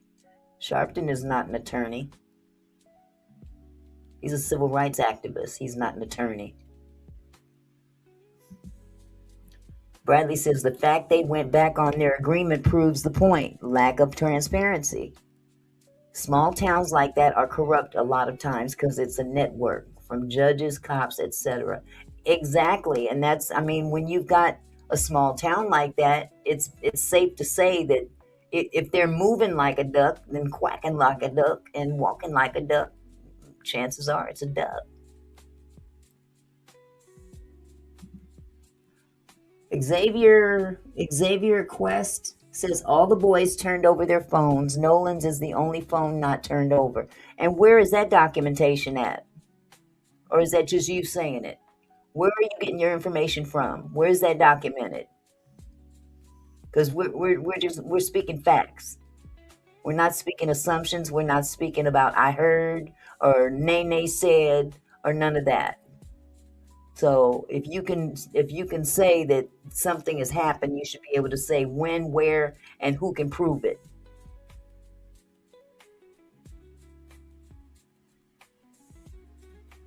As I digress. What changed from July the 15th to, yeah, we'll do it together, to like, yo, send me the phone right now. And now you do not want to go over the chain of custody. You don't want to go over protocol. You don't want to do nothing. You want to give Christine 48 hours while she's out of town. We all know she's out of town. We're all following her on their socials. We're all seeing the press conference. We all see that. And this is just us, civilians. Yo. JP says he heard Tatum say that. That's funny because Tatum also said they took polygraph tests, and that turned out to be a lie. Sorry about that. Let me get this back on. All know exactly what's going on. Y'all are tracking their every movement, and that is when you want to send a letter saying, hey, you have 48 hours. What do you know that we don't know? What does the judge, what do those lawyers know? What's on Nolan's phone that you do not want us to see? And it's you not wanting us to see it, because if you do it without Christine there, you can hold it private.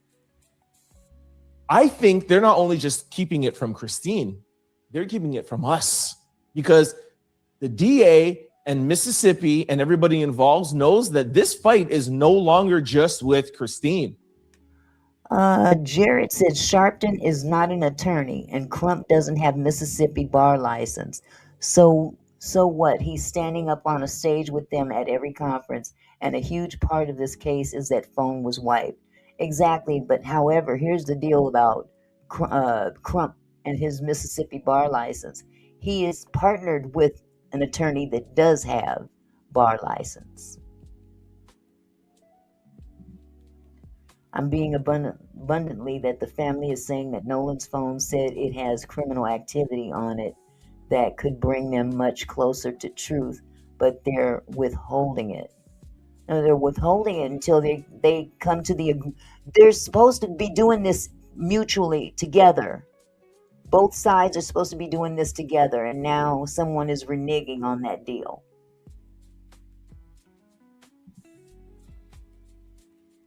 And the family and Benjamin Crump, they know that they're battling the world. They're battling social media. They're battling me and you. They're not afraid of Christine. They're not afraid of even Benjamin Crump. Why do you think every single time Christine, Elmore, or Benjamin get in front of a microphone, they start out by saying, thank you to the content creators. Thank you to the YouTubers. Thank you to the TikTokers. Thank you for keeping Nolan Wells' name in the media. Christine and Elmore know that this fight is us against them. And the DA knows that if we, the public, dare find out what's on Nolan's phone, this case goes from national to international, and the whole entire world, if not already, will have their eyes on Mississippi. And they know that. That's why they sent out that letter August the 12th. And I cannot wait for Benjamin Crump and his team to expose that letter. I love the strategicness of just putting out this letter and letting us know that there's something August the 12th and not putting it out. They're taking a different approach from the other side, because the other side is going on podcasts, Nancy Grace, whoever, and they're talking. Nah, Benjamin Crump is taking it legal, and I love the strategy. What is Mississippi hiding, covering up in Nolan Wells' phone? Now, another brilliant move, they refer back to the autopsy, which is what I think, and I'm sure what you think, more corruption and more cover-up. Let's go to that. Regarding Dr. Roger Mitchell, our independent doctor doing the independent second autopsy, we appreciate that you will be making available Nolan's body parts that were not previously sent to Dr. Roger Mitchell. As reflected in your July the 29th correspondence, another correspondence that we're not privy to, by the way, your office previously stated that Dr. Roger Mitchell would have an opportunity to examine Nolan's complete body in advance of any grand jury testimony. Once again, they are going back on their word.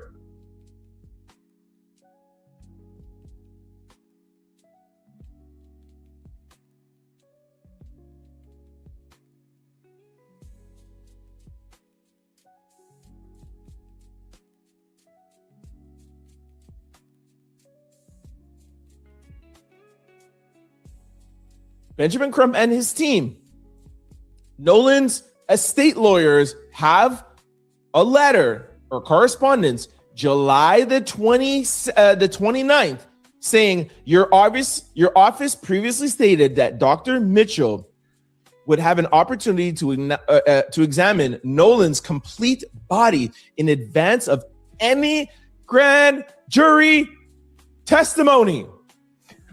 Let's see. Bradley said this. The point is the state is not keeping its word. That's why this is a mess. Corruption. Where I live, we have a case right now of a sergeant cop false claiming a teen had a gun. Body cam was on. It's really unfortunate, but what are they hiding? What are they hiding? But you're absolutely right, Bradley. Wonder Woman Enlightenment. I hope I said that right. Right. What is Mississippi hiding? What is the Mississippi Medical Examiner hiding? Seems like Mississippi justice is only for one kind, not equal justice. Amen. That's what it looked like. Oh, Lady Letitia. Hello, my love. Thank you so much for the $10 super chat. God bless you, sweetheart. At the movies. Well, have a good time, sweetheart. Thank you. Hold on just a second. Let me get back to this. Why do they want to not do that anymore? Because they want to keep it sealed. You see the corruption? You see the cover up? Before, okay, we'll do his phone jointly. Okay, we'll let you look at the body. Now, nope, that's done. Nope. We want his phone and we want his body to ourselves. Could you imagine? Put yourself in the situation of Christine right now. Imagine the state that you live in, the state that you pay taxes in. Christine and Elmore's taxes go to be paying the DA, her salary, the people who work for her, their salary. And this is what they get back in return. This is disgusting. At this time, Dr. Roger Mitchell requests that you provide 3 additional dates in which he can examine the body parts that he has not been able to assess. We are prepared to move that process forward promptly through counsel. And I love that they're doing it through counsel because no, we're not going to trust you sending text messages and stuff. No. Do this through counsel, not through Nancy Grace. Not through former Officer Tatum. No, we want this on record. Thank you for following up with us regarding the threats and the intimidation against Nolan's family. That was a paragraph that I didn't want to read before because I don't actually even believe that they're following up. I feel like the lawyers are just trying to be nice.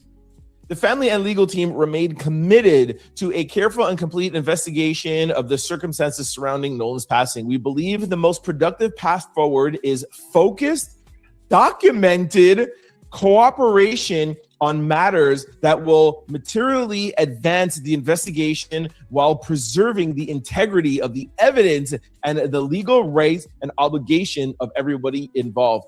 Basically, AKA, stop talking to Nancy Grace and former Officer Tatum.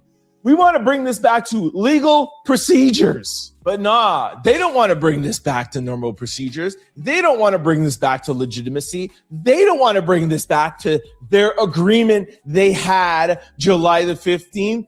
Why? Because I believe that the cover-up and the corruption is right in front of your faces. This was my case that I presented to you. Here it is in black and white. All right, y'all. I'm going to go ahead and end his part. But I do want to share a couple of other things you might find interesting. This is from, what's her name? Nerdy Pink Panda. Nerdy Pink Panda. She's been really on this thing from day one.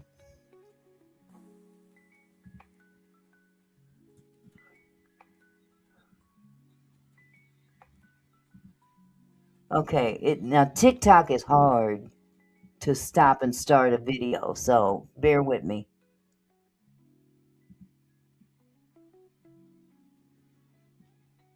Okay, here we go, y'all.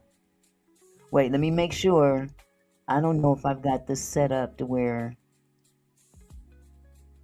Put a 1 in the chat. I'm gonna start this video, but put a 1 in the chat if you can hear.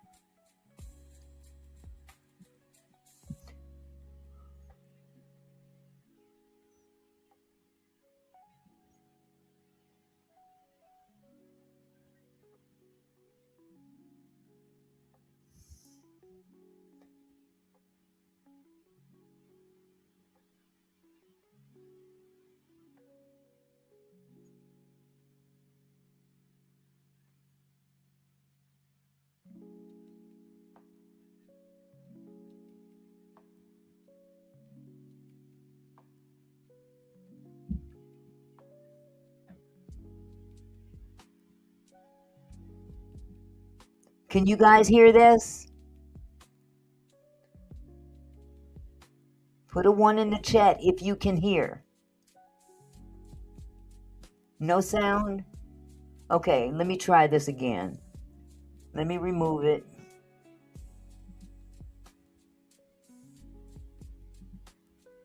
Hold on just a second. Okay, I'm going to share the screen again.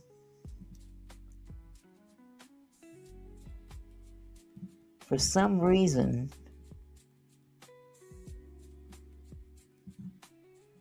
okay.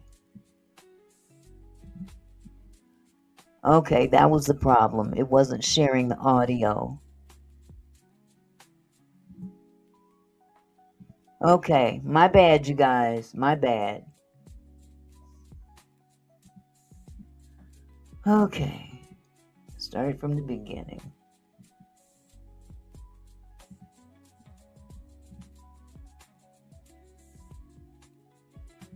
Oh, these little liars. I told y'all that Jax was the ringleader. I told y'all. He sat in this interview and he was telling stories about shit that he wasn't even there to witness. So let's break down some of the stuff that I heard in this interview. Let's start with Warren's first phone call, because y'all will remember that Warren said that he was over at Ava's house for that 4th of July party when they all started realizing that Nolan was missing, and he called Miss Christine at 11 o'clock. One of the first things I told Miss Christine Wells in the first phone call that ever occurred with anything to do with Nolan Wells being gone, because I was the first person to call Miss Christine about anything.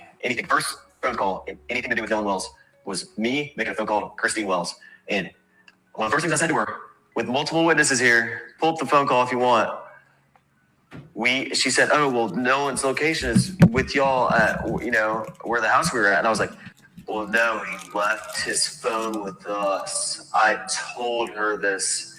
And yesterday, the same time that this interview came out, Christine Wells said this. 360 says that he's on land, and he was like, well, no, I mean, when we have his phone. So both versions of the story say that Warren didn't tell her about the phone until after she confronted him with the 360. Now, Warren tells Miss Christine that he knows somebody in the Coast Guard and that he's going to call them, which is very fucking different than calling the Coast Guard, which absolutely explains why the Coast Guard came out and said at first that they had not received a call from the kids that night. The Coast Guard's initial statement said they weren't informed until 12:30. Then the Coast Guard later changed their story and said, oh wait, actually we did. And it seems to me that that first call was most likely an off the record to a friend kind of deal, which means these people freaked out and didn't call the Coast Guard until after all these people showed up at Jax's house. Which would explain why in the course of this interview, it went from Warren called the Coast Guard to we did. Now, when the subject turns to how the family got the phone back from these boys, you'll notice that there was a couple slip-ups. Warren, you weren't at the house, and so you weren't there when they came to get the phone and all that. So now remember, Warren just said that he wasn't at the house when the phone was got. And then Morgan talks about getting a phone call from one of the people in Christine Wells' group. And how did they get the phone back? So I got a call from a kid we went to high school with. He called me just asking me questions. He saw people posting on Snapchat, like the picture that was circulating. Except this picture wasn't posted until July 5th. Well, how could this picture have been circulating on Snapchat that night? But let's continue. And he called and he was asking questions. He was like, where's Nolan? When's the last time y'all seen him? And then he was like, so where are y'all at? And I told him, I said, we're at Jax's house. And then Warren got on the phone and I don't know. So they come to my house, right? And they kind of hold on before we get there. Was it confrontational or was it just just trying to find? It was confrontational. Yeah, already? wouldn't y'all agree? Yeah. He was 110%. He was very confrontational. And when did this was Okay, Jared said Jax has great defamation suit against her, calling him leader of murder ring. Not smart. I agree. on the night of the 4th or the next this day? was the night when this was before they came and got the phone. So this is the night of the 4th, yes. You guys are missing a part of the story. How did you get from Ava's house to Jax's house? Because Miss Christine is watching you guys on the Life 360. So suddenly she's seeing the phone leave one location and go to another. Of course I would be upset. And now all of a sudden Warren is there when the phone stuff starts happening? He's listening to the phone call? Now I need y'all to remember that Warren also said that the phone was in his truck on the first conversation, as we have from this report. Meaning if we were to believe Warren that he was not there when everybody showed up looking for the phone at some time in between 11 and 1 a.m., so then that would mean after they heard this angry phone call, Warren gets the phone out of his vehicle and puts it in Jack's house and then... Okay. Nicole says, I don't know why people can't get past the part of these young men being gone and Nolan was seen by other friends and witnesses on the island alive around 6 p.m. Are you speaking about those two people, Nicole? The two people that they came forward a couple days after, oh God, what is my memory's leaving me. 2 days after something happened. I can't recall. But anyway, is that what you're talking about? And then she said, and the woman wrote the unknown male who was seen with Nolan and said, me and my husband saw you with Nolan. The unknown male still hasn't been identified. Okay, where is all, I'm not straight as to where all this is coming from, Nicole. Can you tell me where you saw that at?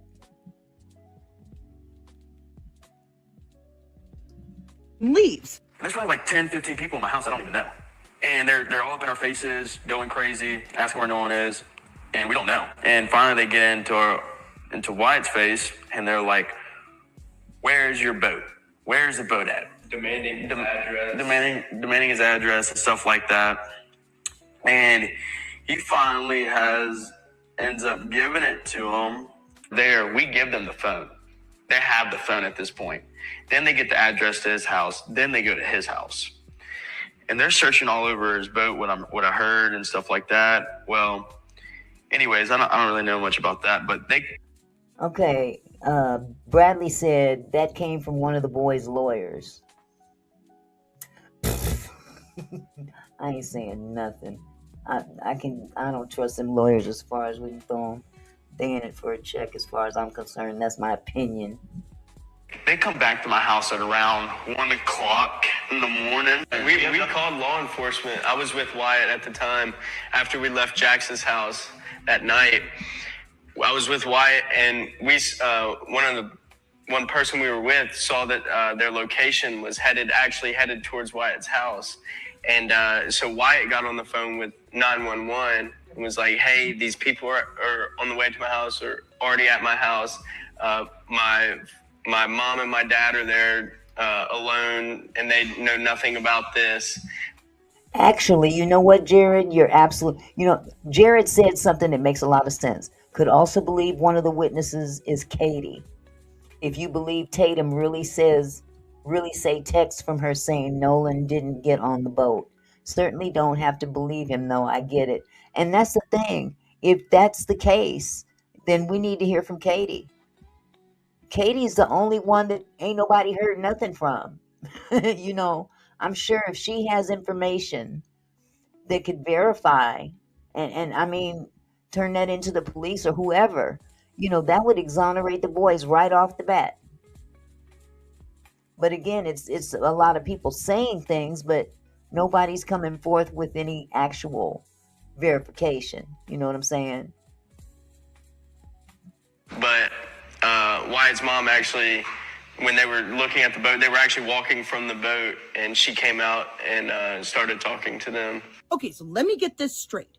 Wyatt Morgan and Jax were all together. Warren was gone for some reason at this point. 10 to 15 people just barge into your house. Don't know why your grandparents weren't around. That might explain some things, huh? Guess y'all had the house all to your fucking self that weekend. But then they ask Wyatt for his address so that they can go look at the boat. Wyatt gives them the address. They start heading over there. Wyatt and Morgan get into a car and leave Jax's house. Somebody else that you were with that we aren't hearing about is tracking someone else's phone. I don't know if it was somebody who was with the group that they had access to, or if they were tracking Nolan's phone and they saw it was heading to Wyatt's house. And even though Wyatt gave them the address, and instead of calling his parents, he calls 911 and tells them, my parents don't know anything about that's going on. Can you send police over there? Now, mind you, it was about half an hour after being on the phone with Warren that Christine was able to actually call and report him missing. But she was having to go back and forth and go down to all these different agencies because nobody would fucking help her. That's the part that really got to me when I watched the press conference that they recently had, and she was giving her rendition of what went down that night, and she was saying everywhere she went, she kept saying she said that they kept passing the buck. Well, we don't handle that. You got to go talk to this agency or whatever, and she would go to them, and no, that's not in our jurisdiction. You got to go to this jurisdiction. She was passed around, and I thought that was just sick. I thought that was sick. I want to know why all of this confrontation was left out of the fucking report. Like, if this family had to be removed from 2 different properties by the police, why is there no record of that? And in fact, it wasn't until after these confrontations that MDMR and Ocean Springs Police apparently had their little conversations about who was going to be taking over the case. Because remember, the Jackson County Sheriff Lieutenant told them that deputies had spoken with several friends that had traveled to the island on the vessel with Nolan, and that when they were left, he was in the company of an unknown female. So now, even though Warren had supposedly called the Coast Guard, all these family members are telling the police that the kid is missing. These are the people that last saw them. They're all like, we last saw him on the island. Still, the deputies said that they did not have reason to believe that there was any water-related exigencies or emergencies. Don't worry, y'all. I've got a lot fucking more to say about this stuff. So come back for part 2. I'm going to be immediately recording it because Warren fucked up. Uh-oh. I didn't mean to cut it off that quick.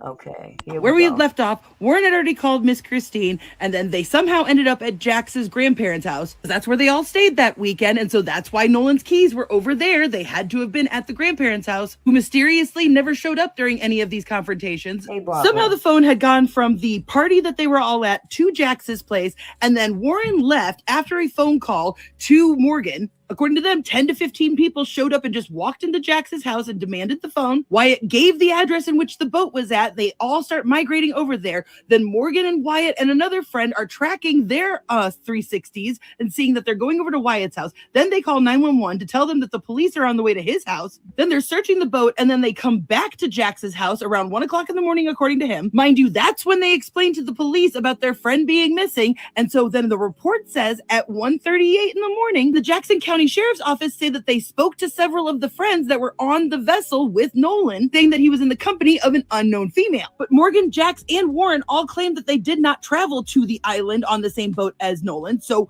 who did they talk to? Because it sounds to me like they had told the police that they were on the same boat as him. Keeping in mind that this is what Warren told Miss Christine. Named Katie. And so then it turned into, Katie is also missing. No one can find her. And the explanation of no one knows this Katie, like we've never met her. And Tristan said this. I was talking on my other buddy's phone, That's what I found odd, that they played it off like Katie was some random girl that nobody knew. But yet they were still in contact with her, text messaging and back and forth. That was odd. To Warren, he was dialing Coast Guard because he hung up the phone and was like, hey, this is them, bye, and hung up the phone. And that was the last time I talked to him. Mind you, Tristan is friends with Katie. They are mutuals. I have confirmed this. So now that we've got that timeline fucking straight, let's back up to something that Warren said during this interview. If you're motivated enough to do it, yeah. Like, I made a phone call to my mom, and I had to call her like 8 times before she picked up because either her service was bad because she was on the back side of the aisle on the south side, or my service was bad. And Okay. Warren just said that his mom was on the island as well. Mom was on the island as well. Okay. It was just hard to get through. Do y'all see that? Let me play it again slower for you. Either her service was bad because she was on the back side of the aisle, on the south side, or my service was bad, and it was just hard to get through. Oh no. Not only did Warren confirm that his mom was on the south side of the island, but Warren himself said that if you're motivated enough, you can call somebody. I tried calling my mom 8 times. Yet this is what he said last time. A little off the island, you have cell coverage. And even on the island, like I called my mom when we were on the island, it was fine. So which is it? Did you call your mom with ease, or did you try to call her 8 times because you were motivated to get in touch with her? But Warren wasn't the only one to slip up, because listen. And he's on the phone with Cito, and he's trying to get them on the phone. And as he stated in the moment, he's like, Cito's just asking all these dumb questions. I can't figure out what's going on. And so finally he hangs up. And after the trim to the motor started to work again. So they manually trim it down by the buttons on the motor, trimmed it down, and some electronics started to come back on. And they got the boat to crank over, and they're like, all right, untie us.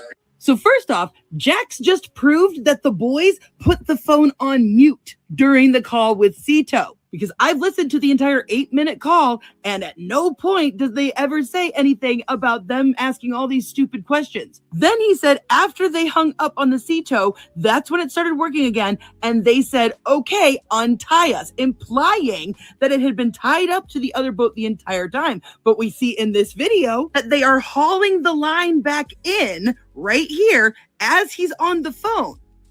See, you can see right here where the line is being pulled in from across the way where the boat is stationed.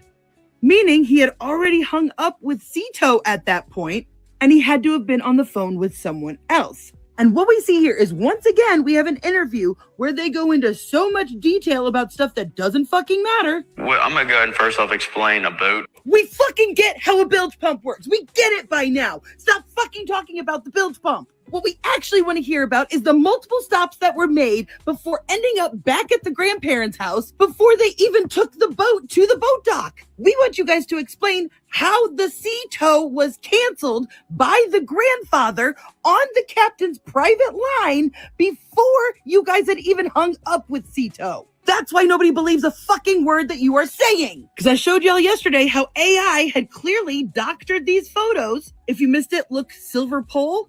Look, no silver pole. It's actually white. And if you look at this picture in the grandparents' driveway of the Triton, you will see that the little handrails are not leaning over. You will see that the rails are going straight up and down and not leaning, which is why I also suspect that the identity of whoever this is was intentionally covered up. Because first off, who wears this weird swimsuit thing? This is somebody who, if they were with them, would have stood out in a crowd. But this woman who's in a red striped swimsuit with a white baseball cap shows up in a lot of different pictures, just oh so obscured. Here she is again, handing out beers on Bart's boat. So I personally suspect that whoever that was in fact on the Triton, and they used AI to change her clothing and to obscure her identity. Because I think this was either Warren's mother or Wyatt's stepmother, which would explain the older female voice people have said they've heard on the Cito. Because otherwise, why would he need to call his mother 8 times? Unless, according to his own words, If you're motivated enough to do it, yeah. ADHD everything says, is this old news? I mean, so many people have died since this Nolan kid. I wonder why they are not national news. Well, go chase that news. Okay? If you don't want to hear about this, why are you here? For real. Why are you here? You don't want to hear old news, then go find some new news. Get out of here. because remember, there is a 4th boat out there. 1, 2, 3, and 4. Holy fuck, I just accidentally stumbled onto something that literally is concrete proof. Oh my God, next video coming. Oh my God! Where we had left off, Warren had already called Miss... Okay, that's it for her. That's it for her. Now, I could go ahead and I got one more to play. Why not? We'll just play this last one. All right, I don't want to leave you guys hanging, so why don't I just try and post this picture of the bow of the Triton? And let's see if you guys see what I see. Right here and right here. There's two of them. And look how deep they go. Maybe that's why Wyatt started freaking out and called 911 when they said they were going to go over and search the boat. Don't worry, I'll be back to talk about it and elaborate and go over some new timeline stuff tomorrow. But I should also mention that they are designed to hold fish. All right, you guys. That is going to be the end of it for me. I think it's time to go and have something to eat. It's been real. I really appreciate all of you that came by and hung out with me this afternoon. Thank you for all the comments. Thank you for all the support. If you didn't hit the like button, please do so on your way out. If you'd like to subscribe to my channel, please do so. I appreciate the support. And again, we're just going to keep Nolan's name out there until they come up with a solution to what all happened. Okay? Because this is happening far too much in the South, especially in Mississippi. I mean, come on now. Y'all think what you want, but black folks is still being hunted. Let's be real about it. Black folks is still being hunted. And if you don't want to believe that, then that's your prerogative. Until it turns up to be one of your people. And then what you gonna do then? Anyway, I appreciate you guys. Thank you so much. And thank you for those that are very courteous. Whether you have a difference of opinion or not, being respectful means the world. So again, thank you so much. And you guys have a blessed day. Be safe out there. Keep Nolan in your hearts and prayers and his family.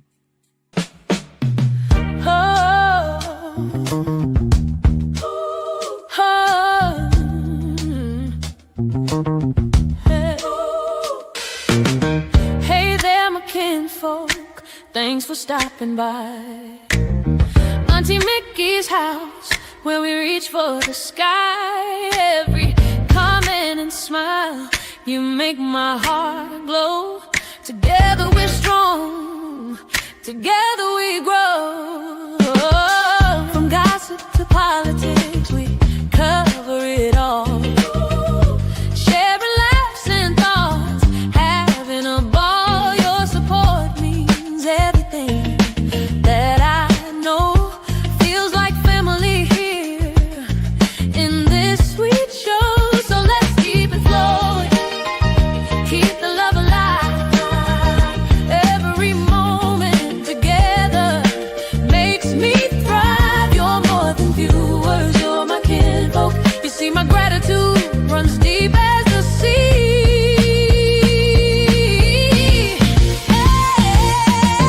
Thank you for being here, for sharing your time with each comment, with each rhyme. You're my kinfolk, my family, my crew. So much love to all of you. Turn up the camera, let's make it bright. Your support lifts me up, takes flight.